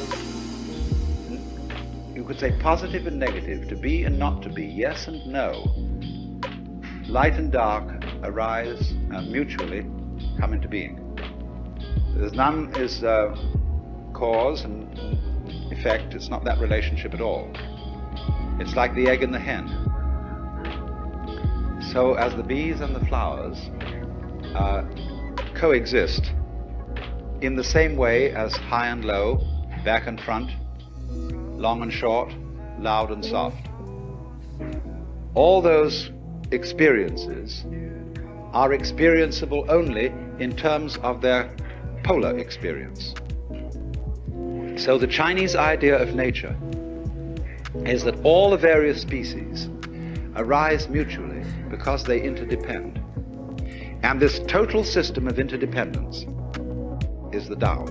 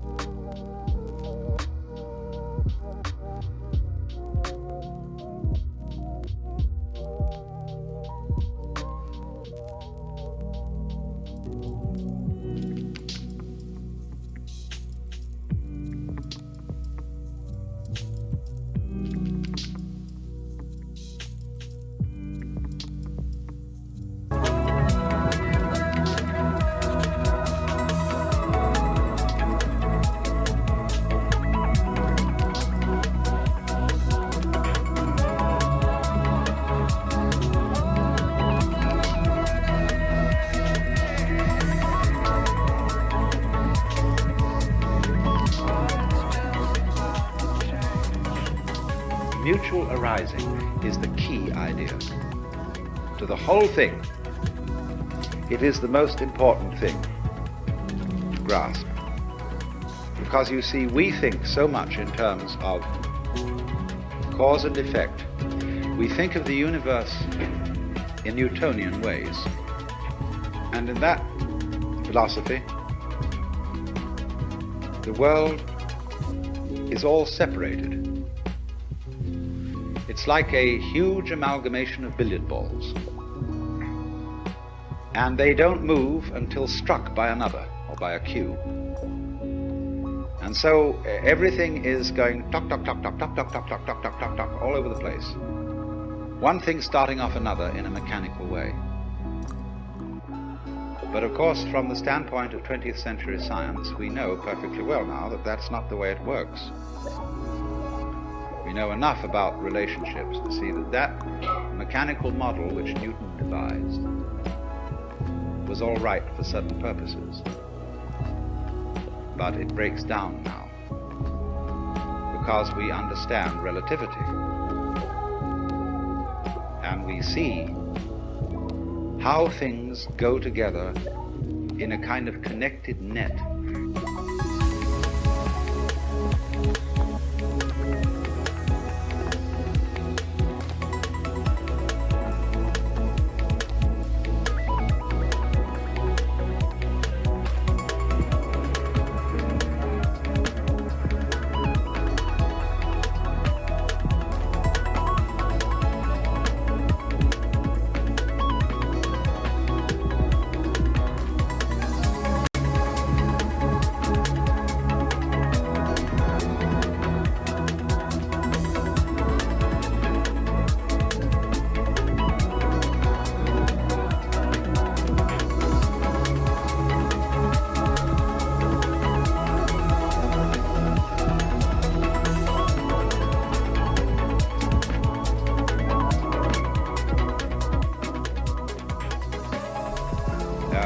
Said, it's always being said, this is,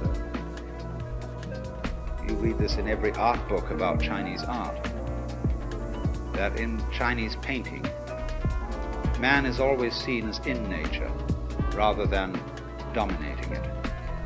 You get a painting entitled, Poet Drinking by Moonlight, and you see a great landscape, and after some search with a magnifying glass, at last you see the poet stuck away in a corner somewhere drinking wine. Whereas if we painted the subject poet drinking by moonlight, the poet would be the most obvious thing in the picture. There he would be dominating the whole thing, the landscape off somewhere behind him. But all the Chinese painters put man, I mean the painters of the great classical tradition. There are Chinese painters who specialize in family portraits, do these very formal paintings of someone's ancestor sitting on a throne. It's quite a different category.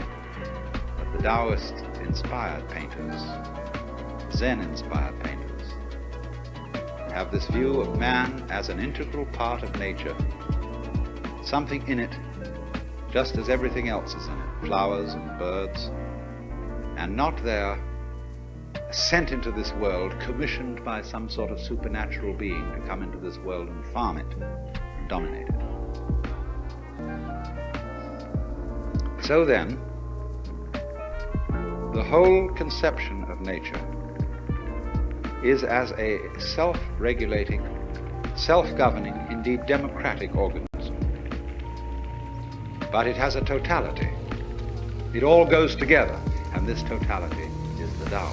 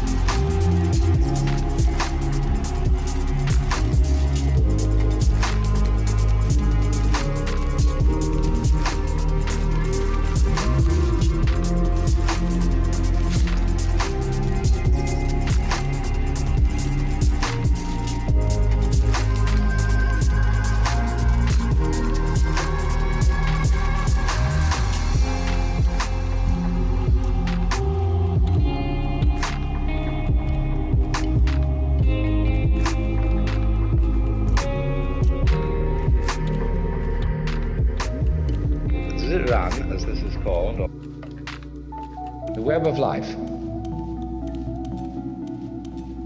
Let me try from the first to indicate the point that we're aiming at. The point is this, that human consciousness is at the same time as being a form of awareness and sensitivity and understanding, it's also a form of ignorance.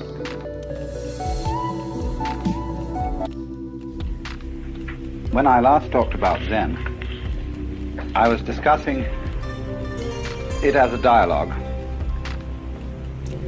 between master and student.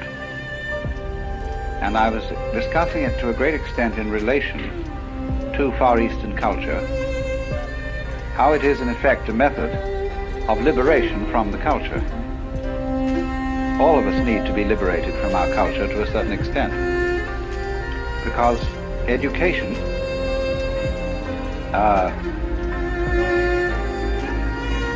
is a kind of necessary evil. And when the process of education or acculturation has been completed, we need a cure for it. Education is like salting meat in order to preserve it for eating. But when you're ready to cook it and eat it, you need to soak some of the salt out. So in the process of being brought up by one's parents and one's teachers, you are in one way spoiled, although in another way made tolerable to live with. And so in our culture, it's increasingly fashionable to have psychoanalysis when you finish with education, so as to work out and resolve all the damage and traumatic shocks that were done to you in the process. And it's becoming something that in sophisticated circles one goes through, not because you're a mentally sick person, but because it's considered beneficial to general mental health. And this is our fumbling attempt, you see, to find a cure for our own culture. We need a cure, of course, because the thing that we lose in the course of being brought up is spontaneity. That's what's so delightful about a child, as well as so objectionable. That children are just plain spontaneous, and when they do it in a way that pleases us, we think they're delightful. When they do it in a way that doesn't please us, we think they're horrid. And so we pretty much kill the spontaneity in them in order to get certainly that they won't be horrid and that they will be nice, but in a rather phony way. And this is such a disaster, isn't it? Because when we watch a child, say, dancing, and it's never learned it, never had a single dancing lesson, and is really just dancing for fun, we say that's delightful. Then eventually the child notices that this is a way of getting attention and becomes self-conscious about dancing, and then we send it to dancing school and it becomes stiff and wretched. And only after many, many years of practice does the child as a dancer, now a young man or woman, recapture the spontaneity of childhood. Got to go all that long way around to get back to the thing that it once had. And it's terribly difficult. So in the same way, with we might say the general attitude to life, that a child is taught to live as a child is taught to dance. It has to observe the rules. And in so doing, this thing arises that bugs us human beings beyond belief. That is self-consciousness.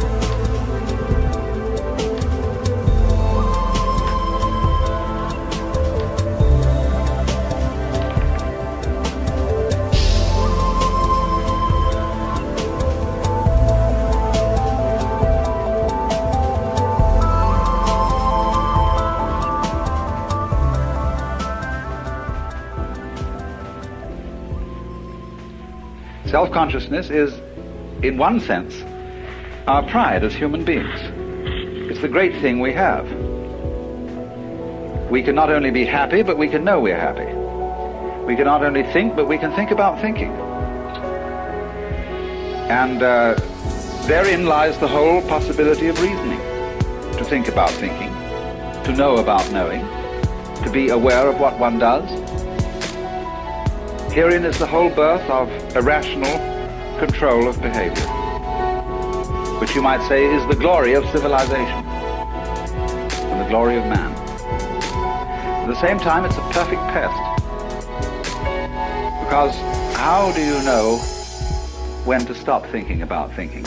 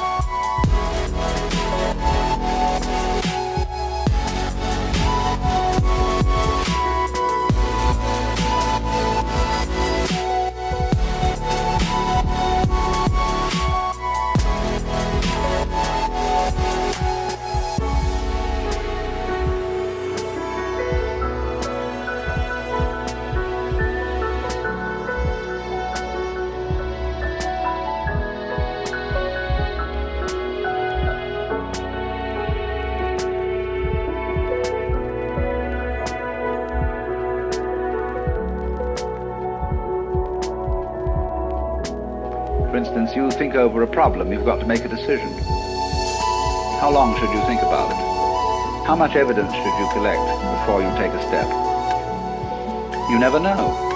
Actually, what most of us do is we think about a given decision until it's a nuisance, and then or the time is too late to think about it anymore, then we do something.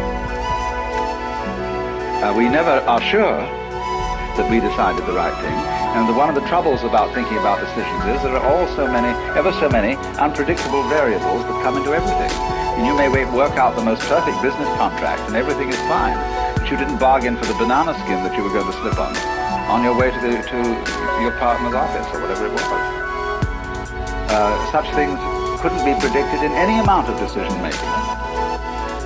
And the more we try to elaborate perfectly foolproof methods of arranging our lives, the more we find ourselves encumbered with impossible details.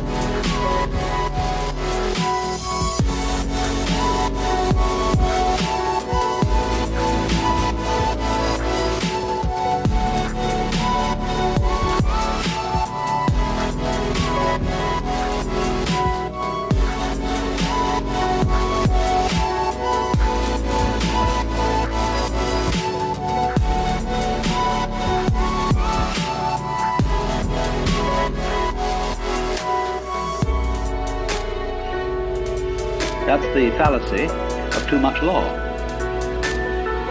When we provide for everything in the law, suddenly find you can't move without filling out 300 forms, and without consulting all sorts of bureaucrats, without hiring a staff of lawyers and accountants and all kinds of things to be sure you don't make the wrong move.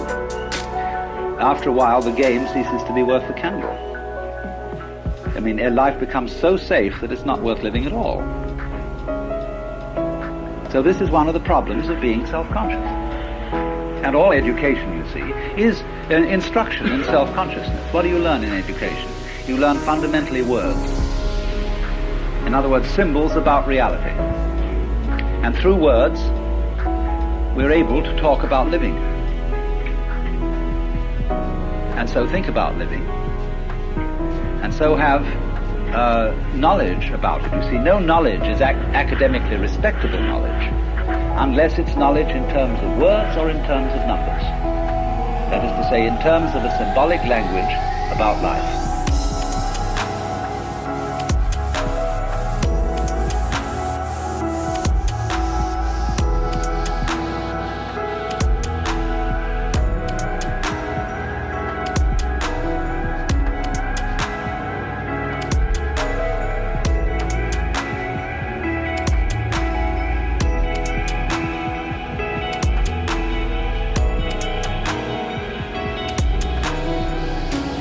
See, once you're in that position, once you know that you know, and you know you're alive, and you know you're going to die because you can predict, you feel you've lost your innocence.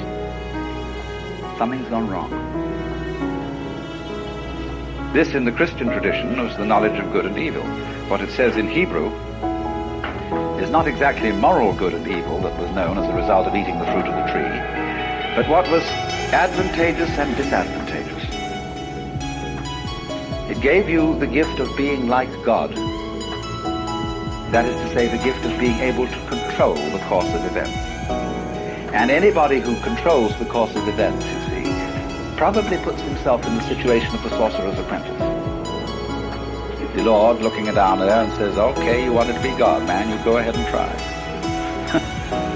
And you get in more and more of a mess. You know, you succeed amazingly. Just like the sorcerer's apprentice actually made that broom go and fetch water for him. But he couldn't stop it. And as we say today, you can't stop progress.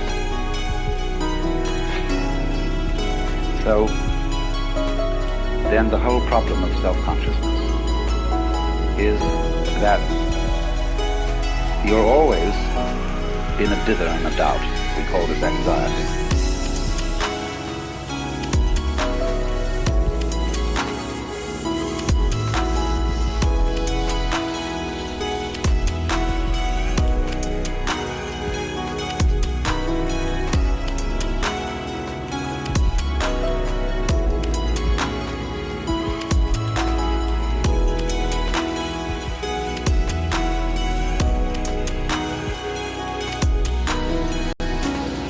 And a nostalgia develops among us for the age of innocence.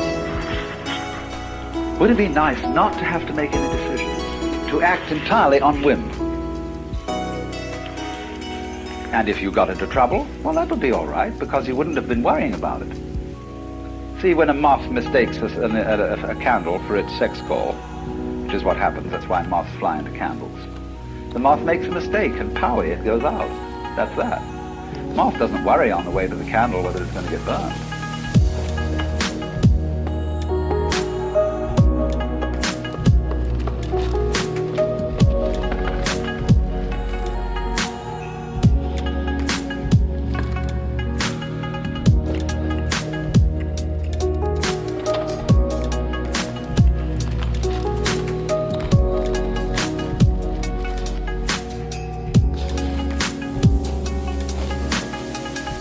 And of course, the moths are sufficiently prolific so that one moth more or less lost in a candle doesn't matter. Hundreds of moths lost in candles don't matter. They just go on. So you might imagine a human civilization where people make mistakes. And yes, they go off with a glorious bang instead of a whimper.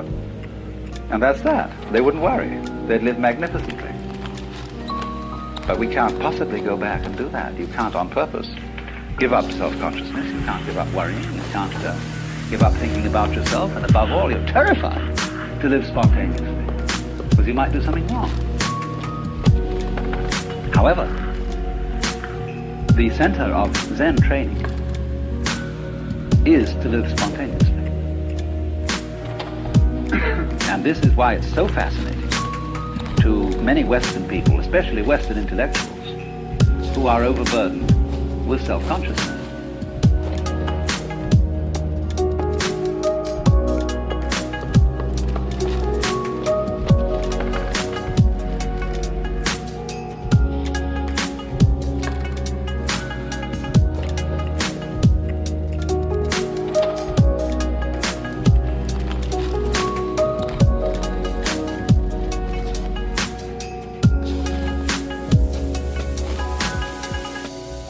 Because because what fascinated people about Zen when they first heard of it through Dr. Suzuki's writings was Zen stories. I lent a book of Zen stories once to a friend of mine, years and years ago, and he was in hospital. And when he gave it back to me, he said, gee, he said, I didn't understand a word of it, but it cheered me up enormously.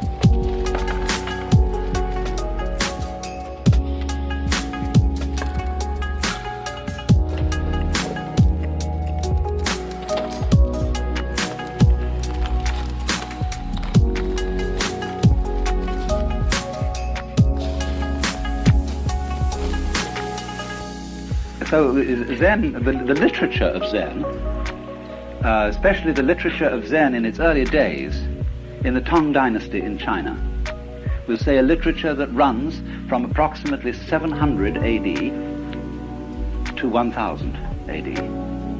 This span of years is the golden age of Zen. And almost all the literature of the period in early Buddhist Chinese is anecdotes about the encounters of Zen masters with their students. They are called in Japanese mondo, which means question-answer.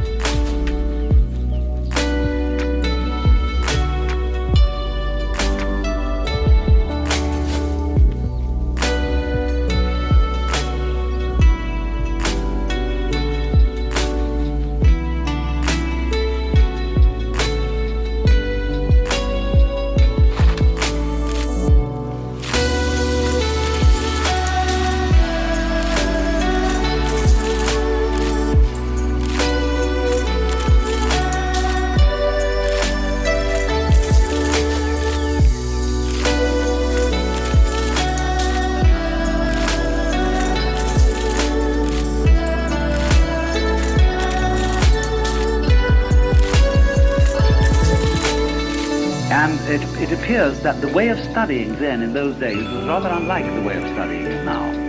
Now Zen is settled and is studied in communities. But in those days, Zen was a wandering thing. In other words, if you became a Zen monk, you did a great deal of traveling. And instead of sitting on your fanny most of the day, you trudged. You were walking along through prairies, mountain paths, rugged country. You were visiting master after master after master to find one who would answer your questions.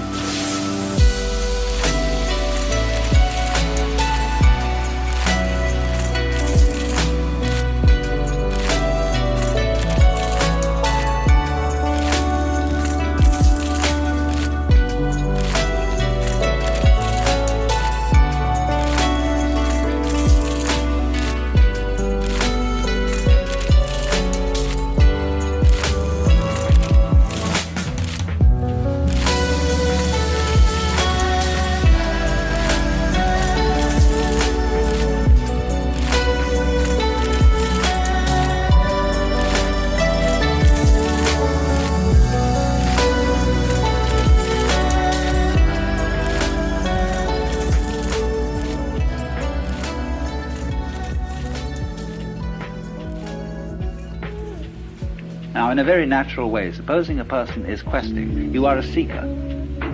You're not a phony seeker, but a real seeker. That is to say, you have within you a burning desire to find out what it's all about. Who you are, what life is, what reality is, or what's the way out of the mess. You want to become, instead of a mixed-up human being, you want to become something as simple and genuine as a tiger or a cat or a bird. or a Buddha.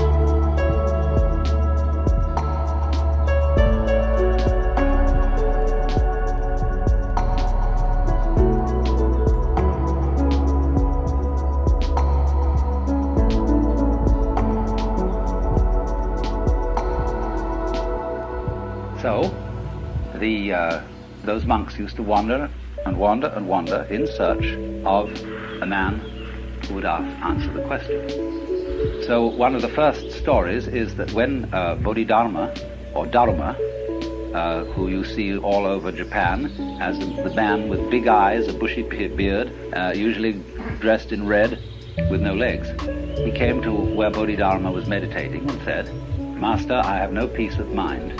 Please pacify my mind." Because he didn't even get in for a long time to ask the question, because Bodhidharma refused to see anybody. Finally, when he cut off his left arm as a token of his sincerity and presented it to the master, Bodhidharma said, "All right, what do you want?" Well, he said, "I have no peace of mind." The mind in Chinese is Shin, and it isn't quite what we mean by mind. They locate it here, Japanese kokoro. We locate our mind here. But this mind here, the heart mind, is the psychic center. When you say, "I have no peace of mind," it doesn't mean you just got a headache. You may have a heartache too. It's a more inclusive word. You might call it the center of psychic activity. So Bodhidharma said to this man, whose name was Eka, "Bring out your mind here before me, I'll pacify it." And Eka said, "When I look for my mind, I can't find it." Bodhidharma said, "There, it's pacified."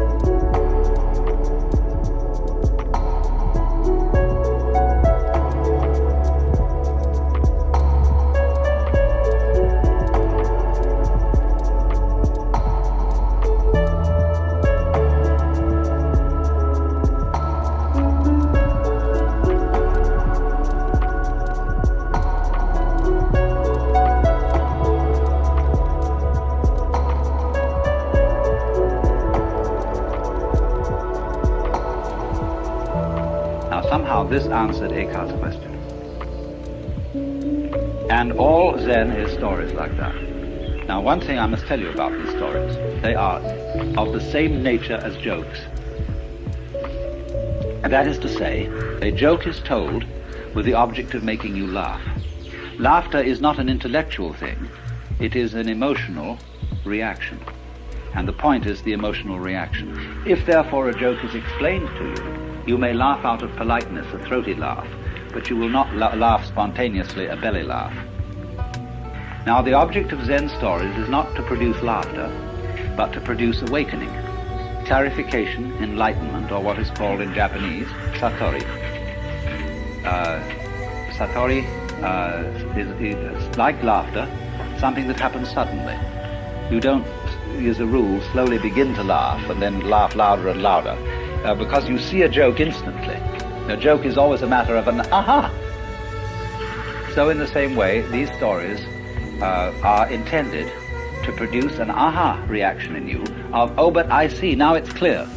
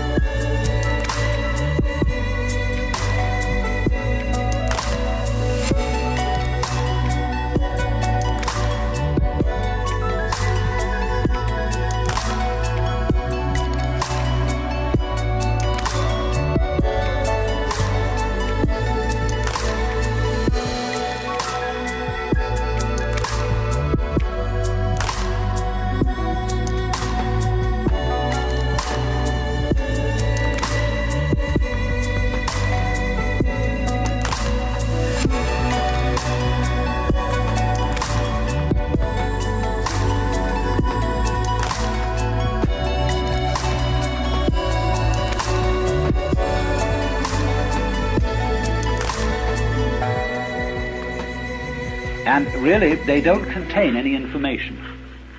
Their design is not to tell you something, that is to say, to impart information or knowledge. Their design is to get rid of something, to get rid of a false problem with which you are wrestling, so that the problem will disappear as a result of understanding the story. And you'll see from the story that I told you that what happened was the disappearance of a problem, because Eka, when he looked for his mind that was giving him so much trouble, couldn't find it.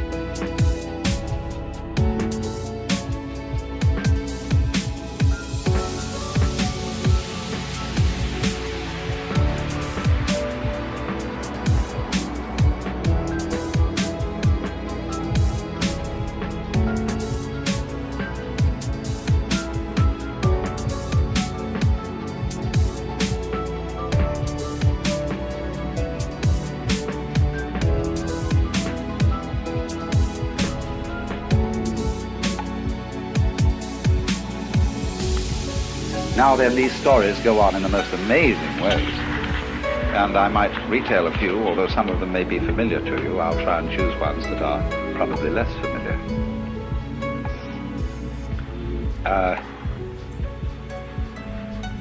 There was a master walking in the forest with a group of his disciples, and suddenly he picked up a tree branch and said to one of the monks, "What is it?" And the monk hesitated, didn't answer immediately, so the teacher hit him with it. So he turned to another monk and said, "What is it?" And the monk said, "Give it to me so that I can see." And the master tossed him the branch. He caught it and he hit the master with it. And so the master said, "Well, you got out of that dilemma."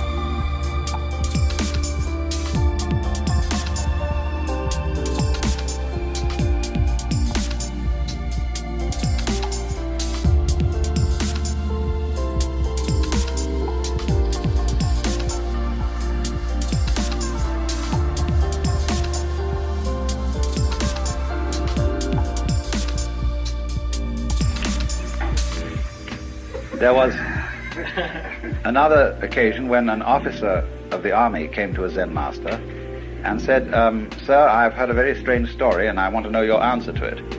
Once upon a time there was a man who kept a goose in a bottle, and it grew so large that he couldn't get it out. Now he didn't want to break the bottle and he didn't want to hurt the goose, so how does he get it out?" And the master changed the subject. Said something like, "It's a nice day today, isn't it? There's a waterfall making a lovely sound outside." So they went on, a pleasant conversation. And then the officer got up to leave, and as he walked away to the door, the master said, "Oh, officer!" And he turned around and said, "Yes?" And the master said, "There, it's out."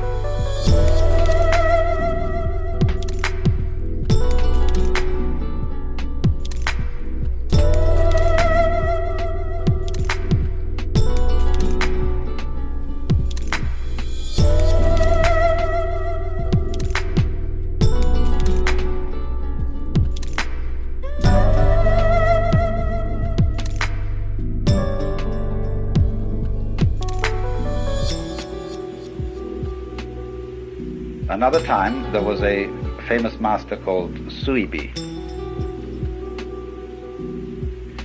And he was asked, "What is the secret teaching of Buddhism?"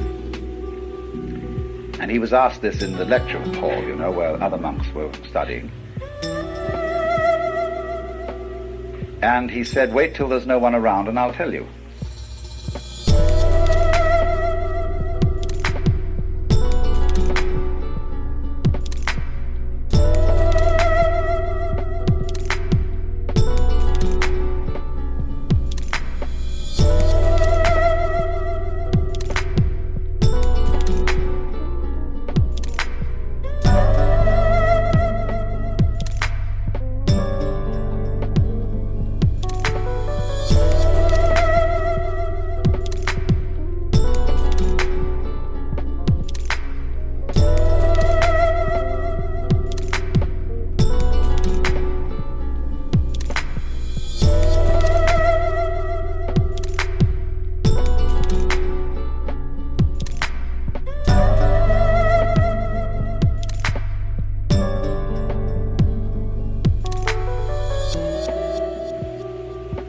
later in the day, the monk accosted him and said, "There's nobody around now. What is the secret teaching of Buddhism?" So he went into the garden with this monk, and he pointed at the bamboos. And the monk said, "I don't understand." He said, "What a tall one that is, what a short one that is." And this awakened the monk. Then there was another monk whose name was Gute, and whenever people came to ask him question about Buddhism, he'd hold up a finger. That was the only answer he'd give. Well, he had an attendant, and one day somebody came to the temple to inquire about the teaching being given there, and the master was apparently out, and his attendant was there. So the investigator said, "What is your teaching here?" And the attendant held up a finger. Went away, but actually the master had been there. He was peeking from behind a screen. And so he came out to this boy and said, "What's the fundamental teaching of Buddhism?" And the boy held up a finger. Instantly the master drew a knife and cut it off. And the boy was very dismayed and rushed away yelling. So the master said, "Hey, come back!" As he came back, he said, "What's the fundamental principle of Buddhism?" And he went to hold up the finger, and it wasn't there. And he was enlightened.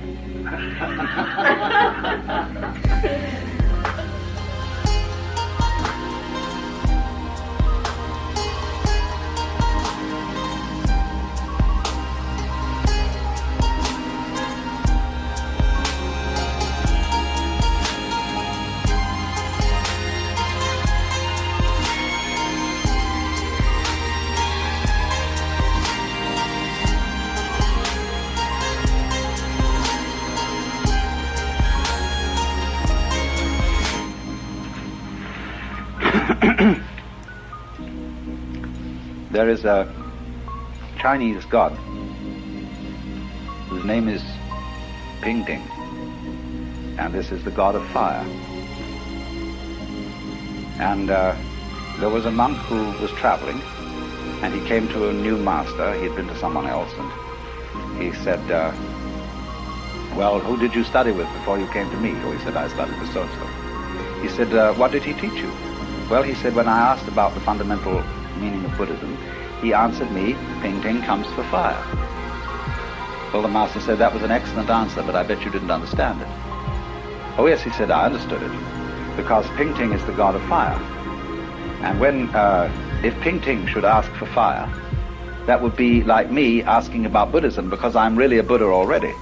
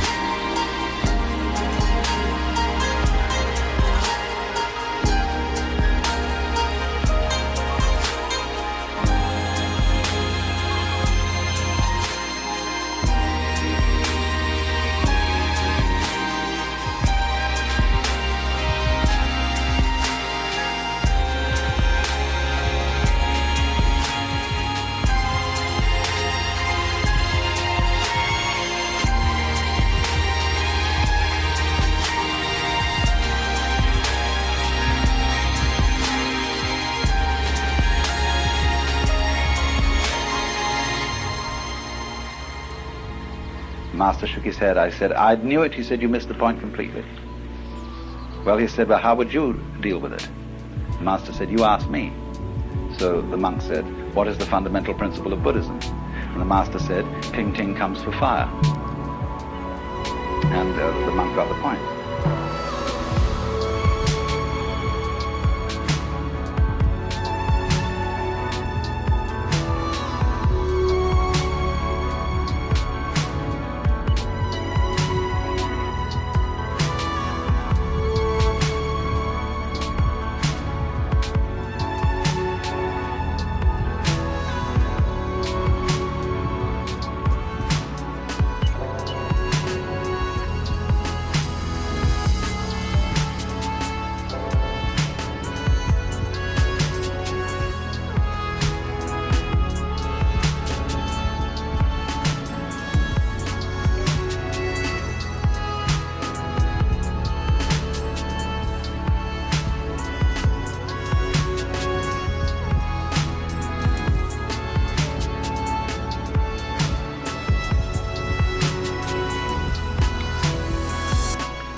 well, you know, you can go on with these stories indefinitely.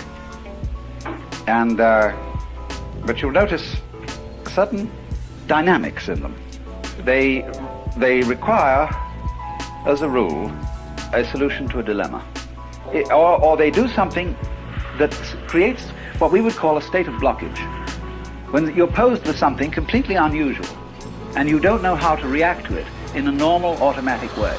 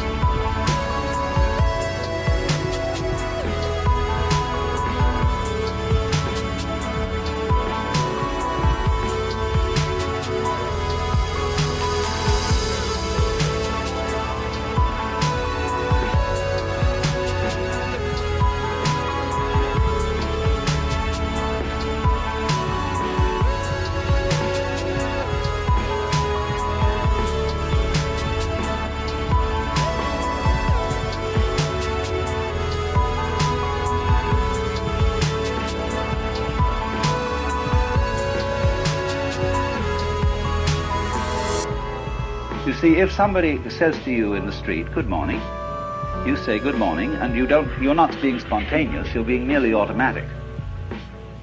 But when somebody comes up to you and says, "Are you saved? Or do you accept Jesus Christ as your personal savior?" It's a very unusual question, and it stalls most people. They say, "Well, what do you mean?" Or something funny like that, you know, or they feel embarrassed by religious questions. And or somebody might say to you, "Why have you got such long toenails?" When you're wearing a shoe and nobody can see it, you see. Anything that absolutely disrupts the normal flow of interchange. Well, then you're nonplussed. And the object of Zen is never to be nonplussed.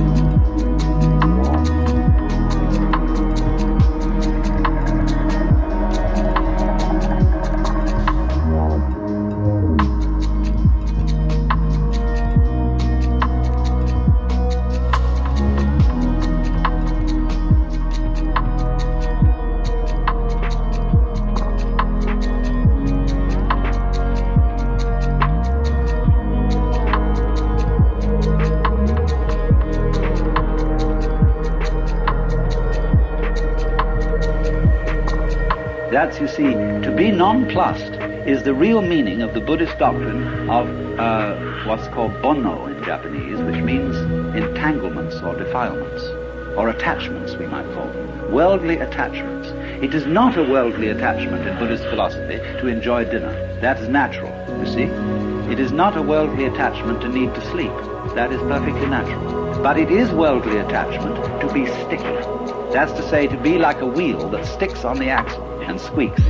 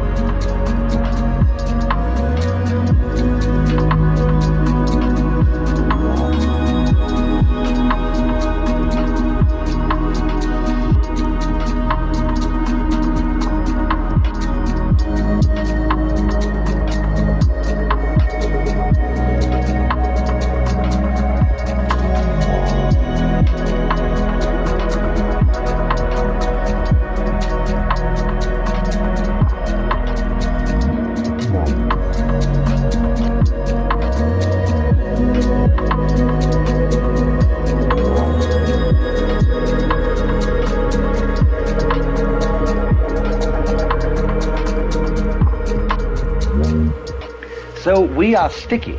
When we are in a certain way self-conscious, we are, as we would say, all balled up or all clutched up. And we've lost our original spontaneity. And we are not, as it were, flowing with the stream of the Tao, the course of nature, or whatever you want to call it. So then all these questions put you in a dilemma. And the point is to see if you can get out of the dilemma without a moment's hesitation.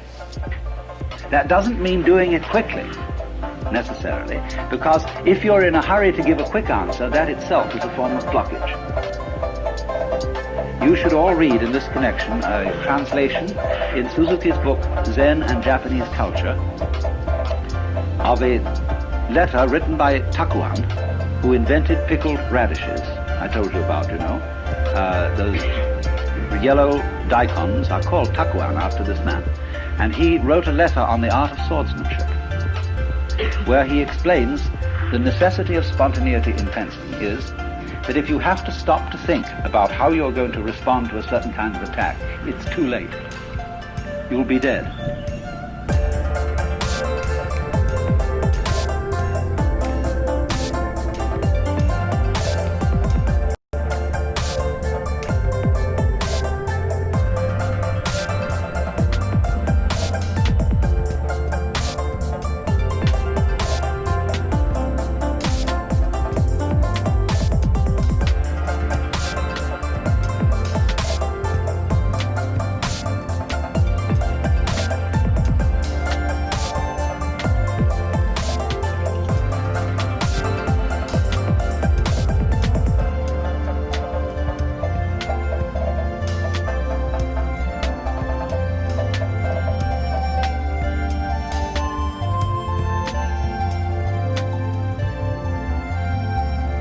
You must respond in the same way as when you clap your hands, the sound comes out without a moment's hesitation. Or when you strike steel on flint, there is no waiting before the spark comes out. But he adds, if you